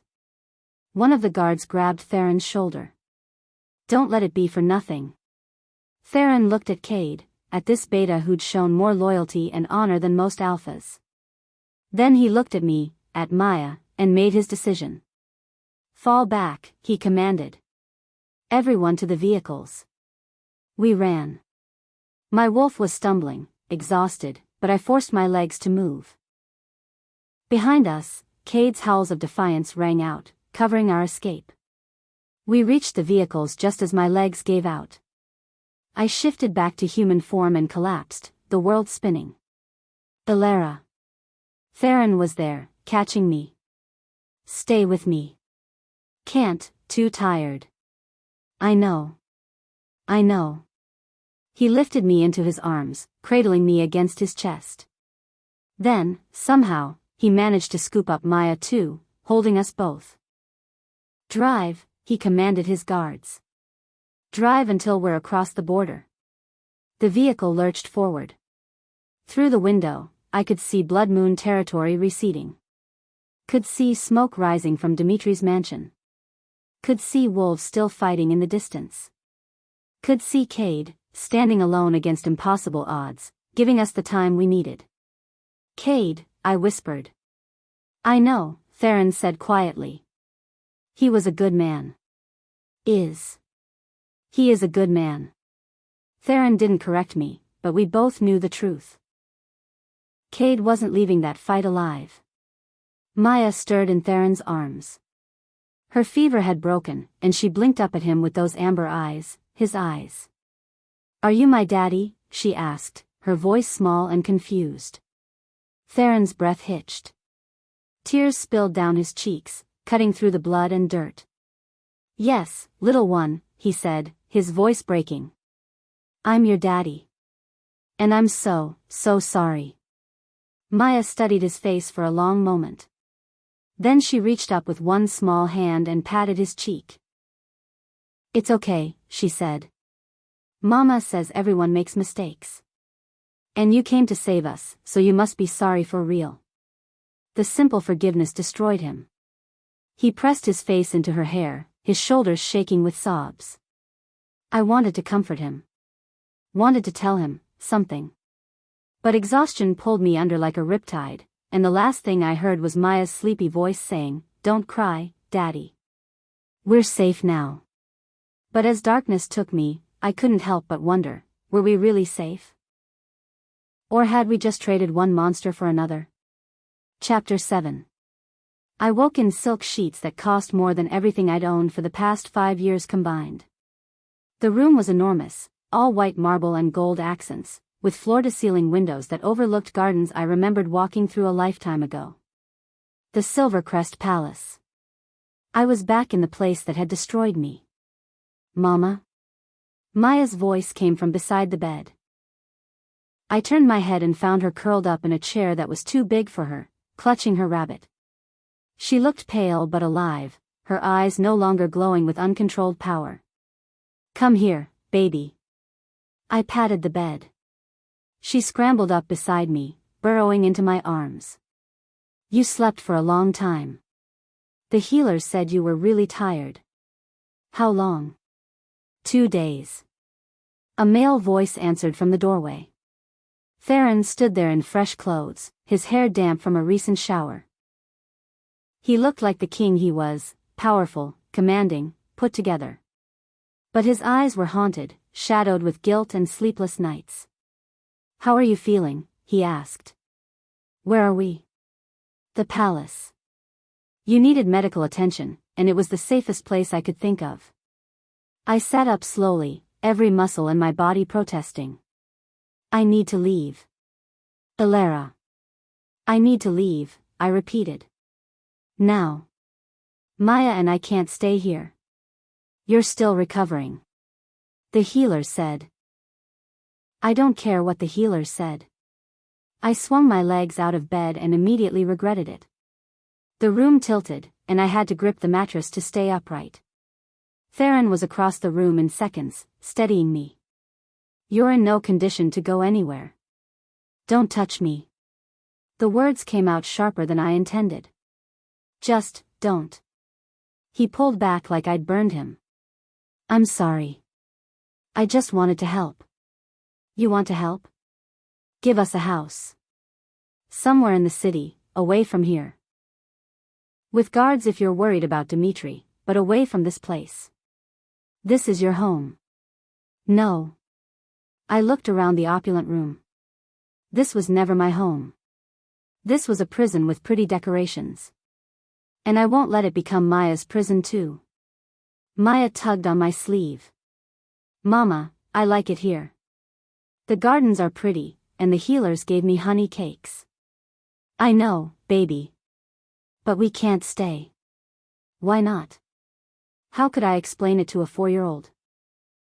How could I tell her that every wall in this palace held memories of rejection and pain? That walking these halls felt like drowning?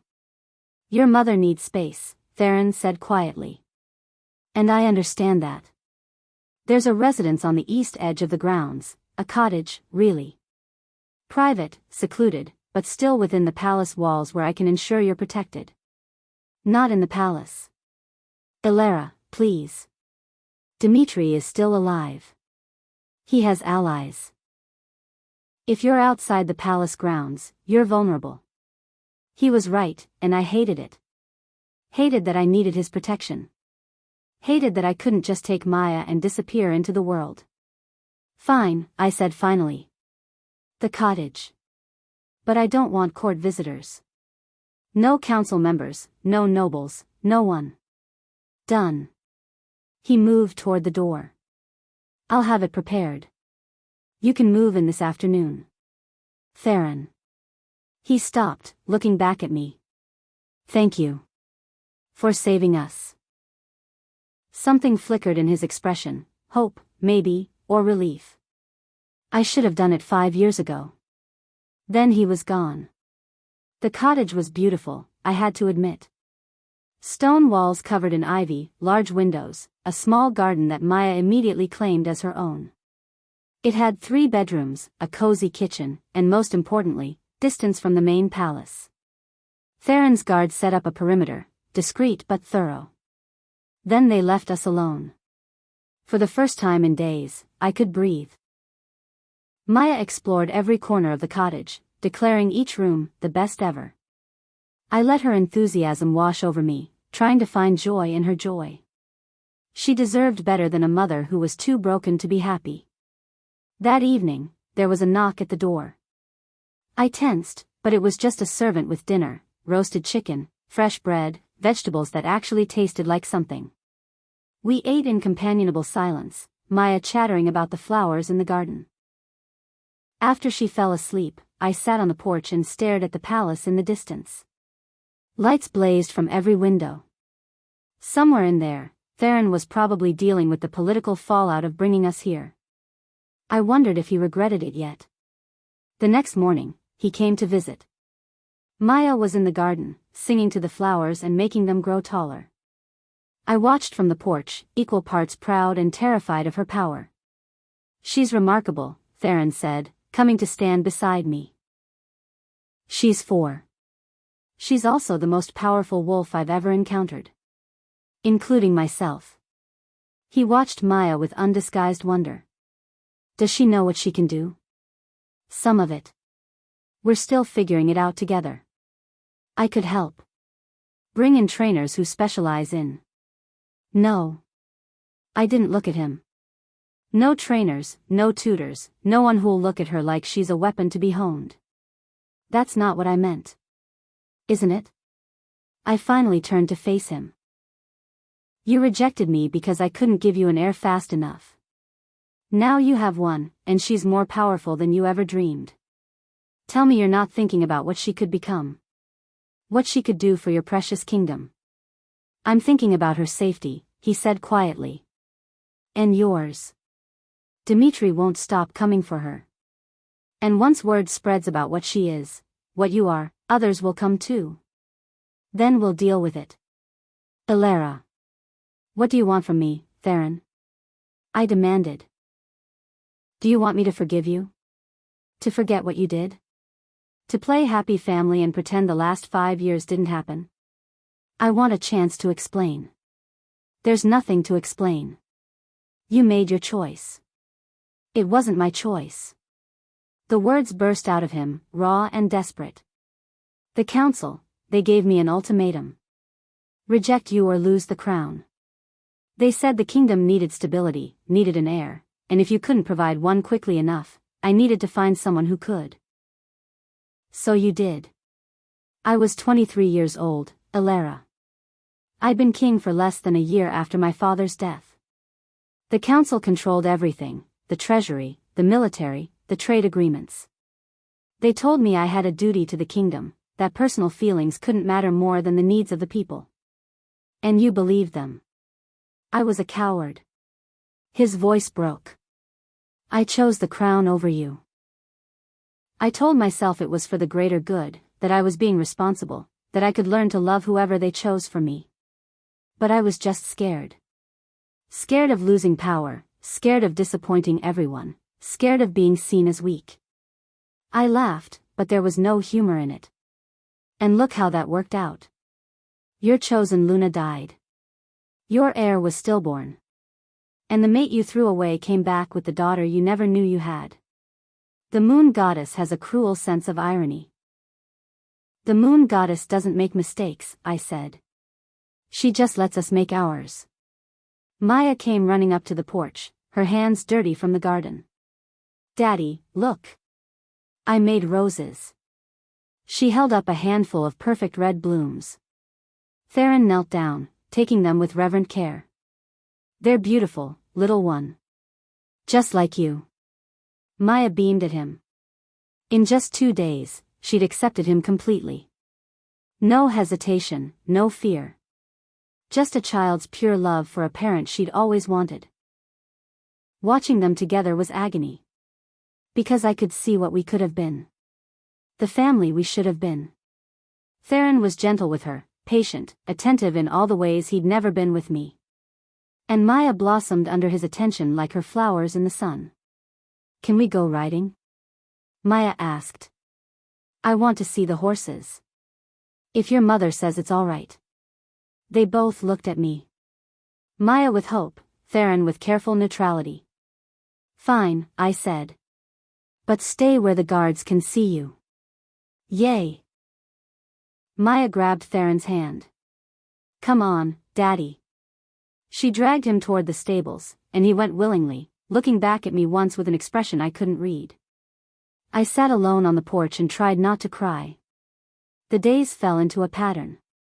Theron would visit in the mornings, bringing gifts for Maya, toys, clothes, books.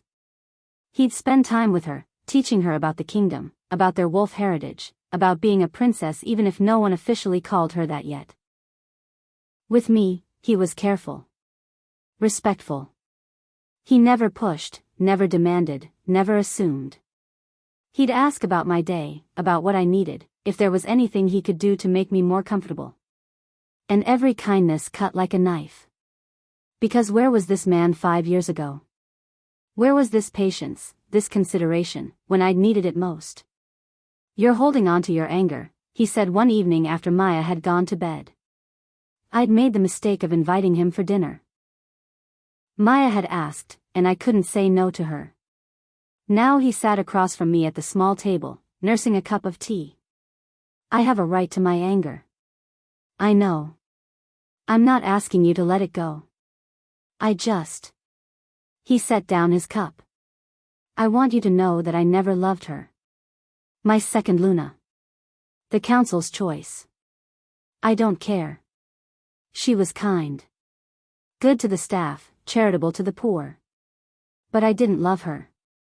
Couldn't love her." He looked at me. "Because I never stopped loving you."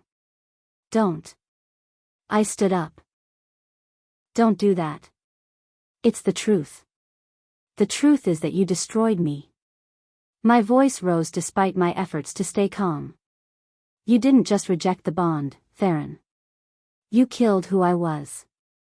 You told me I was worthless, broken, not good enough to stand beside you. And then you threw me out like garbage." "I know." "No, you don't know." Tears spilled down my cheeks. "You don't know what it was like to have your wolf go silent. To feel like half of yourself just disappeared.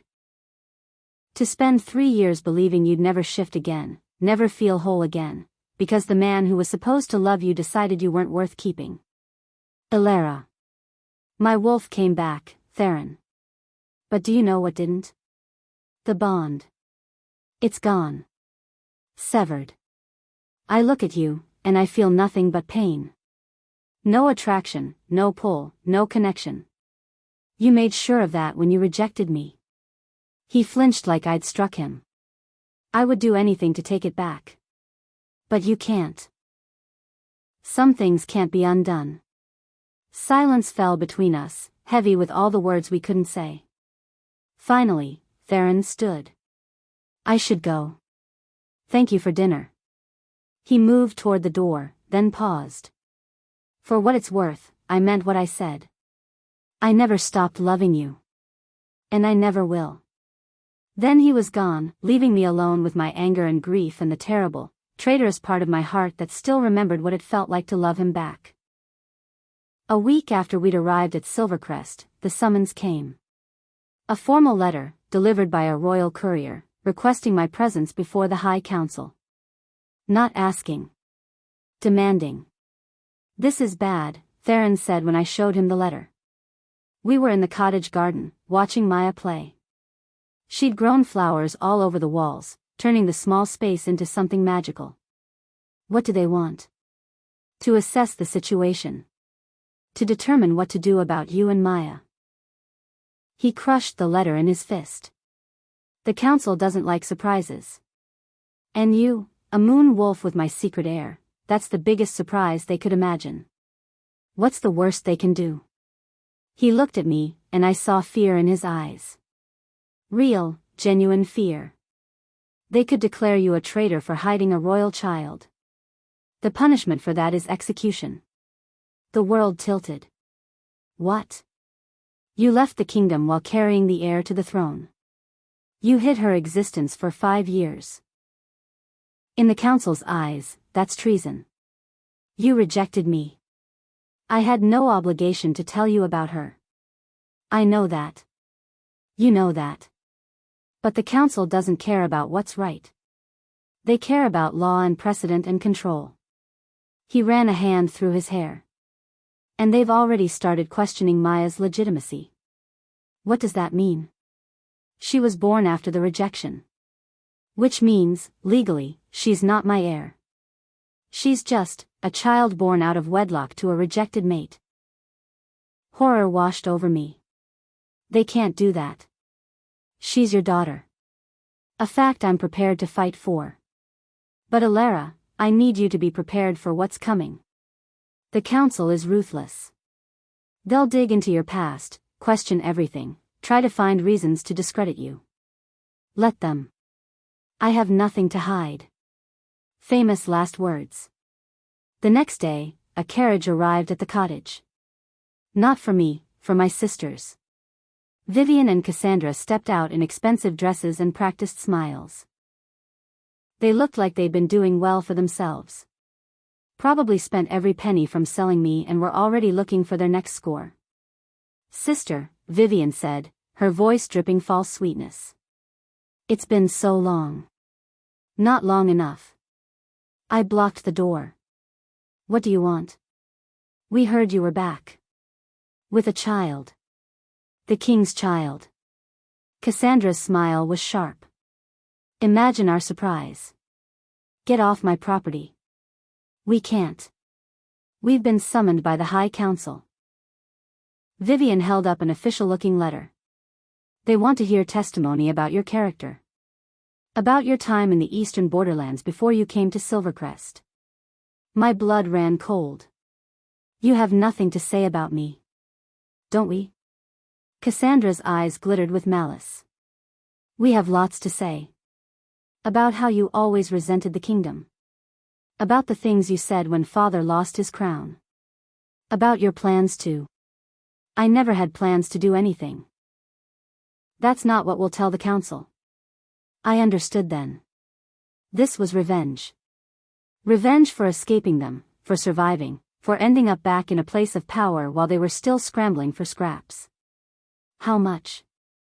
I asked flatly. What? How much did they pay you to lie about me? Vivian had the grace to look momentarily uncomfortable. We're not lying. We're just providing perspective. You're selling me again. Just like you did at the auction. We gave you a chance at a new life, Cassandra said. And look, you ended up back with the king. You should be thanking us. I wanted to shift. Wanted to let my wolf tear them apart. But Maya was inside, within earshot, and I wouldn't let her see that. The council will see through you, I said. Will they? Vivian smiled. We're legitimate witnesses. Eastern Borderlands nobility. And you're a rejected mate who hid a royal child. Who do you think they'll believe? The carriage took them away, leaving me standing in the garden with the weight of their threat pressing down on my chest. Theron found me there an hour later, staring at nothing. They came, I said. My sisters. I know. I heard. He sat beside me on the bench. What did they say? That they're going to testify against me. That they have evidence I was planning to betray you all along. That's ridiculous. Is it?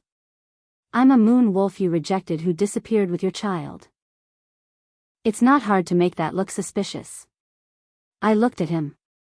They're going to execute me, aren't they? No. The word was absolute. I won't let that happen. You're the king. But the council. The council answers to me. And I'm prepared to remind them of that. He took my hand, and I was too tired to pull away. I've already lost you once. I won't lose you again. Not to them. Not to anyone. His hand was warm around mine. For a moment, just a moment, I let myself feel the comfort of it. Then Maya's scream shattered the peace. We were on our feet and running before the second scream came. I burst through the cottage door to find my daughter backed into a corner, golden light flickering around her hands. And standing in the middle of the living room, holding an official council summons, was a man in formal robes. "Elara Silvercrest," he intoned. "You are hereby summoned to appear before the High Council to answer charges of treason, conspiracy, and theft of royal bloodline. The hearing will commence tomorrow at dawn." He looked at Maya, at the power radiating from her small form, and smiled. "And the child comes too." Chapter 8. They came for me at dawn. Not roughly, Theron had made sure of that, but with an inevitability that made my skin crawl. 6 royal guards in formal armor, their faces carefully neutral as they escorted me from the cottage. Maya clung to my legs, crying, "Don't take Mama. Don't take her. I'll be back soon, baby." I knelt and kissed her forehead, breathing in her scent. "Be good for the guards. I'll be back before you know it. Promise?" I couldn't promise. But I said it anyway. "I promise." Theron stood in the doorway, his jaw clenched so tight I could see the muscle jumping. "I'll be right beside you. Every moment." "You can't interfere with council proceedings," the lead guard said. "You know that, my king." "Then I'll watch. But I will be there." They led me to the palace's great hall. A massive chamber with vaulted ceilings and windows that let in cold morning light. The High Council sat in a semicircle at the far end, 7 wolves, all old, all powerful, all looking at me like I was something they'd scraped off their shoes. Elder Marius sat in the center seat, ancient, white-haired, with eyes like chips of ice. He'd been on the council since before I was born, had probably orchestrated my original rejection. "Elara of the Eastern Borderlands," he said, his voice carrying through the hall. "You stand accused of treason against the Silvercrest crown. How do you plead?" "Not guilty. The evidence suggests otherwise." He gestured, and 2 figures emerged from the shadows. Vivian and Cassandra. My sisters. They wore modest dresses and practiced expressions of concern. Perfect witnesses. "These women have come forward with testimony regarding your character and intentions," Marius continued.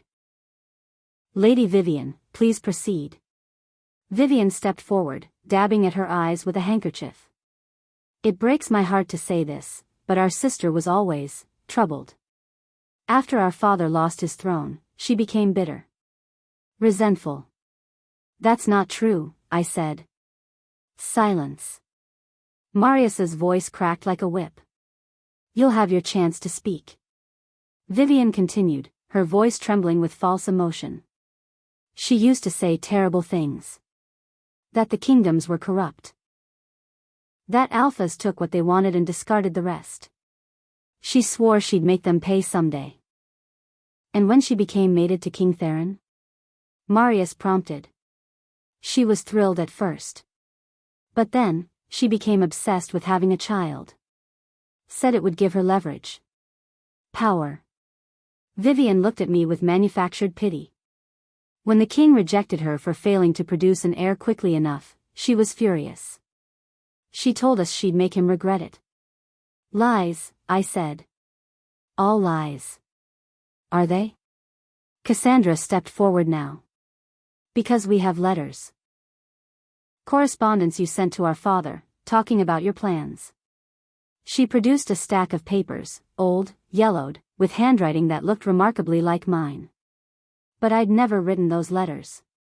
Had never written anything to my father after he'd tried to sell my hand in marriage to pay his gambling debts. "Where did you get those?" I demanded. "From father's effects after he died." Cassandra's voice was smooth. "He kept everything. Let me see them." Marius gestured, and a guard brought the letters to me. I scanned them quickly, my heart sinking with each line. "Father, the king is a fool. He values bloodlines over everything else. If I can give him a child, I'll have power over him forever. The kingdom is weak. Theron is young and inexperienced. With the right moves, the eastern borderlands could rise again. I'm pregnant. Finally. This child will be my ticket back to everything we lost. Every letter was dated before Maya's birth. Every letter painted me as a calculating schemer who'd deliberately gotten pregnant to manipulate the king. And the handwriting was perfect. Someone had studied my hand, practiced it, forged these documents with meticulous care. These are fake, I said. That's what someone guilty would say, Marius replied. Lady Cassandra, is there anything else? Just this. Cassandra's smile was venomous. After the king rejected her, our sister disappeared. We searched for her, worried for her safety. But she'd gone into hiding deliberately. She didn't want to be found. And when she finally resurfaced, she had a child she'd kept secret for 5 years. A royal child. The king's heir. She looked at the council. If that's not treason, I don't know what is. Murmurs rippled through the assembled court. I could see it in their faces, doubt, suspicion, judgment. Your Majesty. Marius turned to Theron, who stood to the side, his hands clenched into fists. You rejected this woman 5 years ago. Did she give you any indication she was pregnant before she left? No. Theron's voice was strained. But I didn't give her a chance to tell me anything. I rejected her and banished her the same day. And you had no contact with her afterward? I tried to find her. 4 months. But she'd vanished completely. Convenient. Marius steepled his fingers. It seems to me that this woman deliberately hid your child from you. Whether out of spite or a more calculated plan, the result is the same. She kept the heir to the Silvercrest throne secret for 5 years. That is, by definition, treason. She had no obligation to tell me anything after I rejected her. Theron's voice rose. The fault is mine, not hers. The fault, Marius said coldly, is irrelevant. The law is clear. Hiding a royal child is treason. The punishment is death. The word echoed through the hall. Death. No. Theron moved forward. I won't allow it. You don't have a choice. The council's authority on matters of law supersedes even the king's. Marius looked at me. Elara of the eastern borderlands, you are hereby sentenced to. The doors to the great hall exploded inward. Maya stood in the doorway, glowing like a small sun. Golden light poured from her skin, so bright it hurt to look at. The guards who'd been watching her lay unconscious on the floor behind her. Don't hurt my mama. Her voice echoed with power that shouldn't exist in a 4-year-old body. Seize the child. Marius commanded. Guards moved toward her, but Maya's power lashed out like a whip. They flew backward, crashing into walls, sliding across the marble floor. None of them were seriously hurt, but the message was clear, she wouldn't be taken.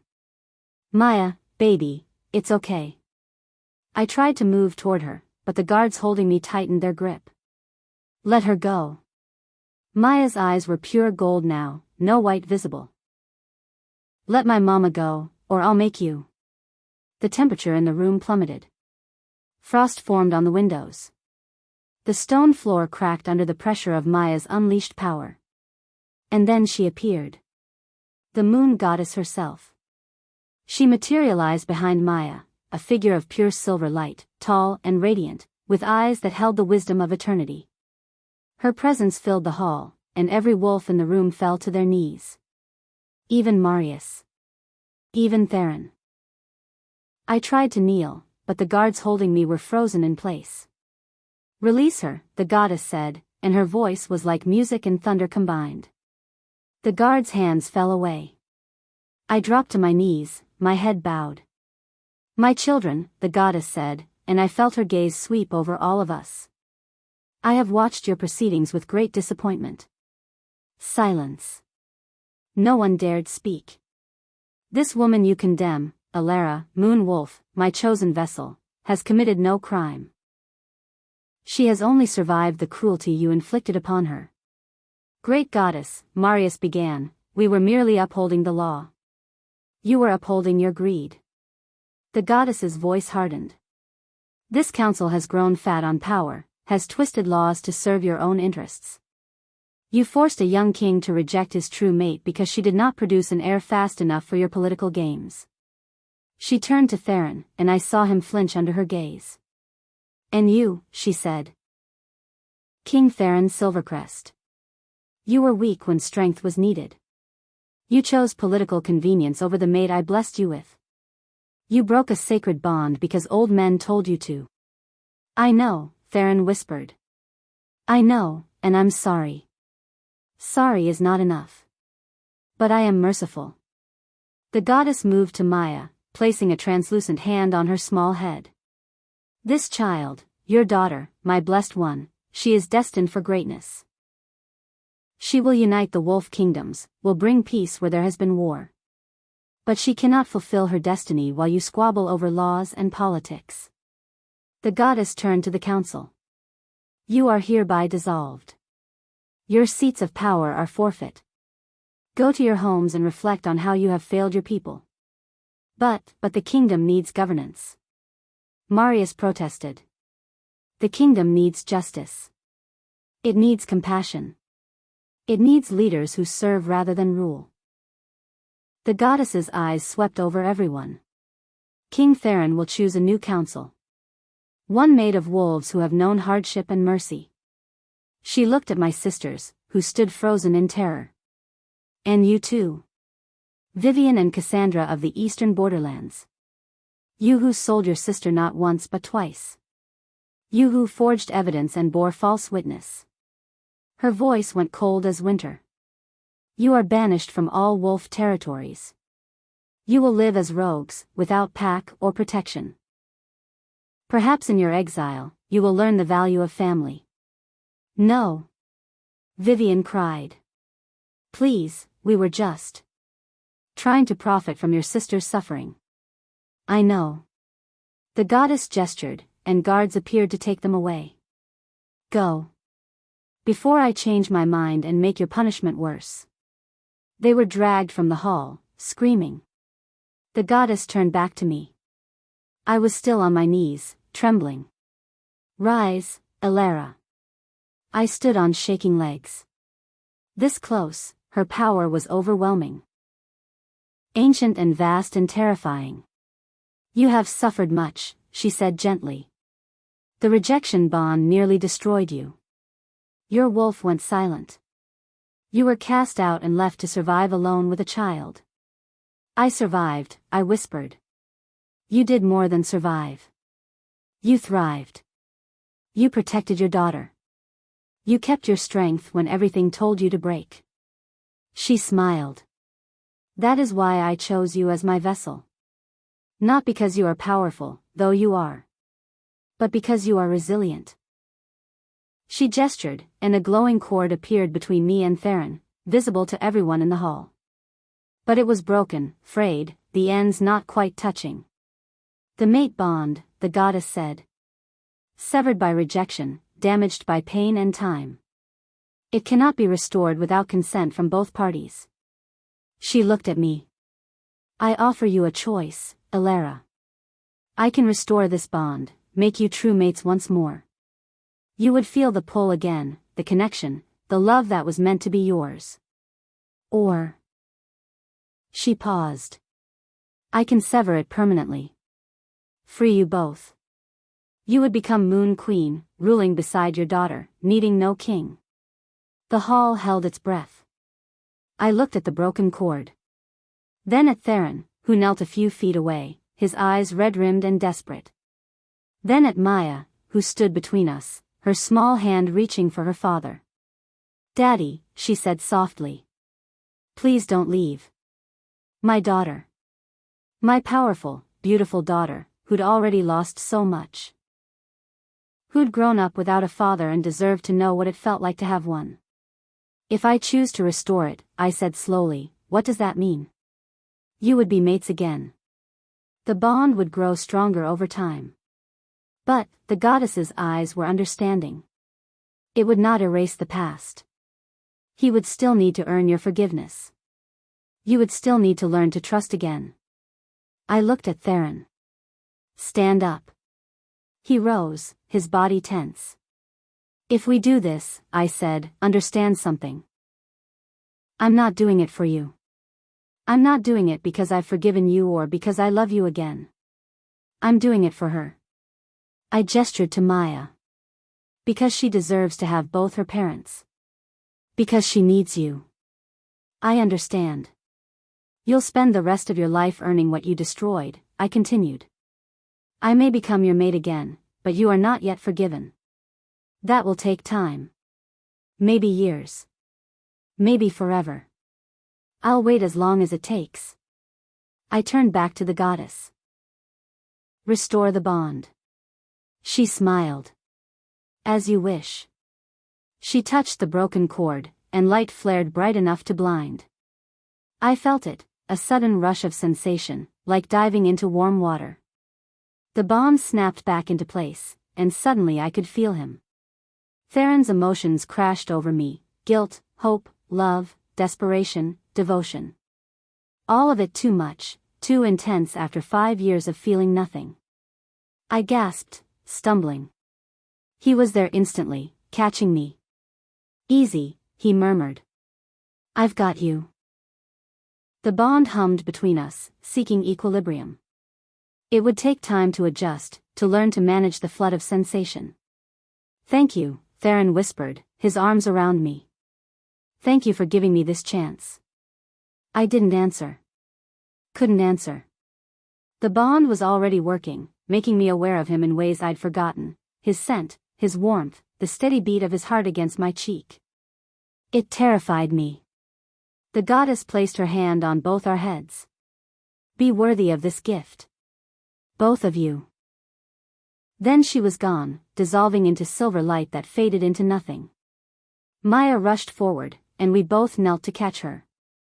She wrapped her arms around both our necks, laughing through her tears. We're a family now, she said. A real family. I met Theron's eyes over her head. In them, I saw promise. Determination. And hope. 6 months later. The bond was getting easier. I could feel Theron now without being overwhelmed, a steady presence at the edge of my consciousness. When he was happy, I felt it as warmth. When he was stressed, I felt the tension. And slowly, so slowly, I was learning to trust him again. He'd kept his word. He gave me space, never pushed, never assumed. He spent his days being the father Maya deserved, patient, loving, present. And his nights proving to the kingdom that he was a better king than he'd been before. The new council was diverse, wolves from every class and background, chosen for their wisdom rather than their lineage. The kingdom was changing. Healing. And so was I. Theron and I had moved back into the palace, separate rooms, but connected by the bond and by our daughter.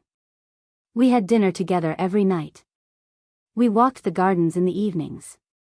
We talked about everything and nothing. And sometimes, when he smiled at me a certain way, I felt something flutter in my chest. Not love yet, not quite.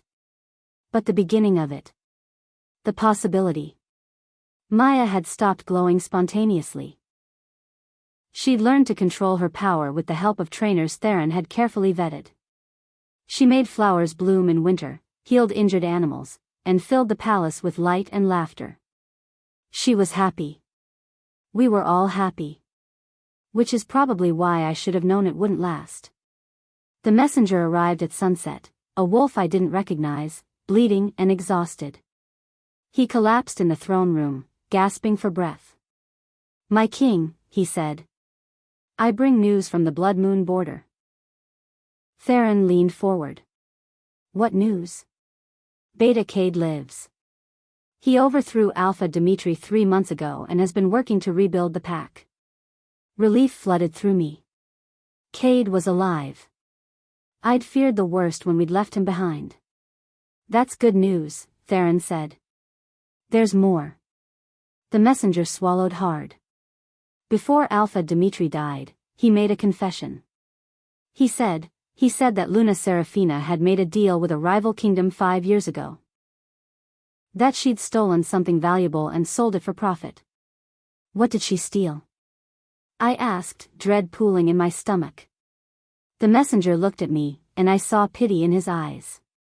A child, he said quietly. A male child, born at the same time as your daughter.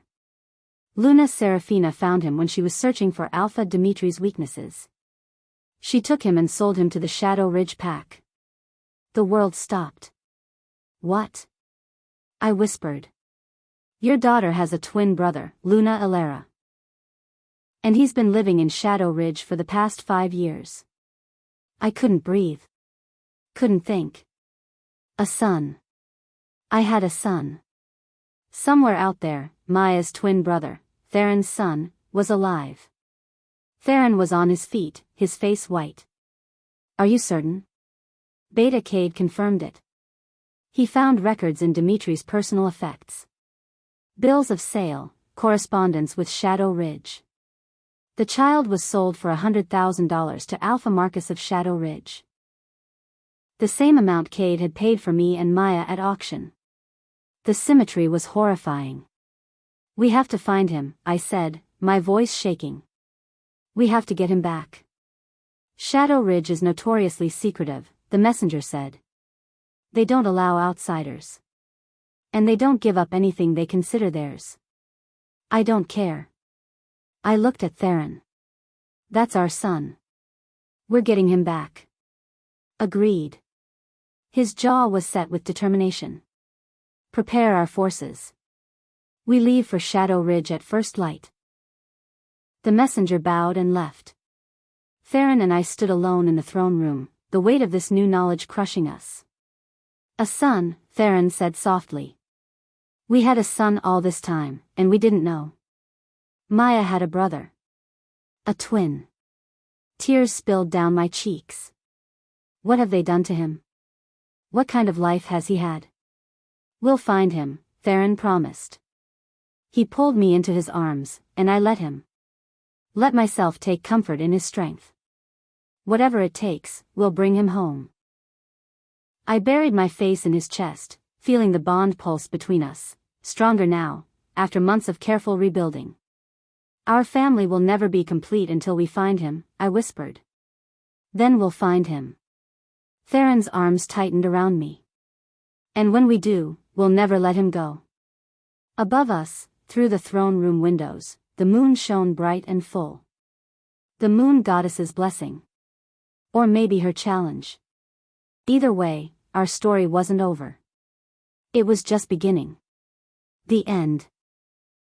Thank you for listening to this story.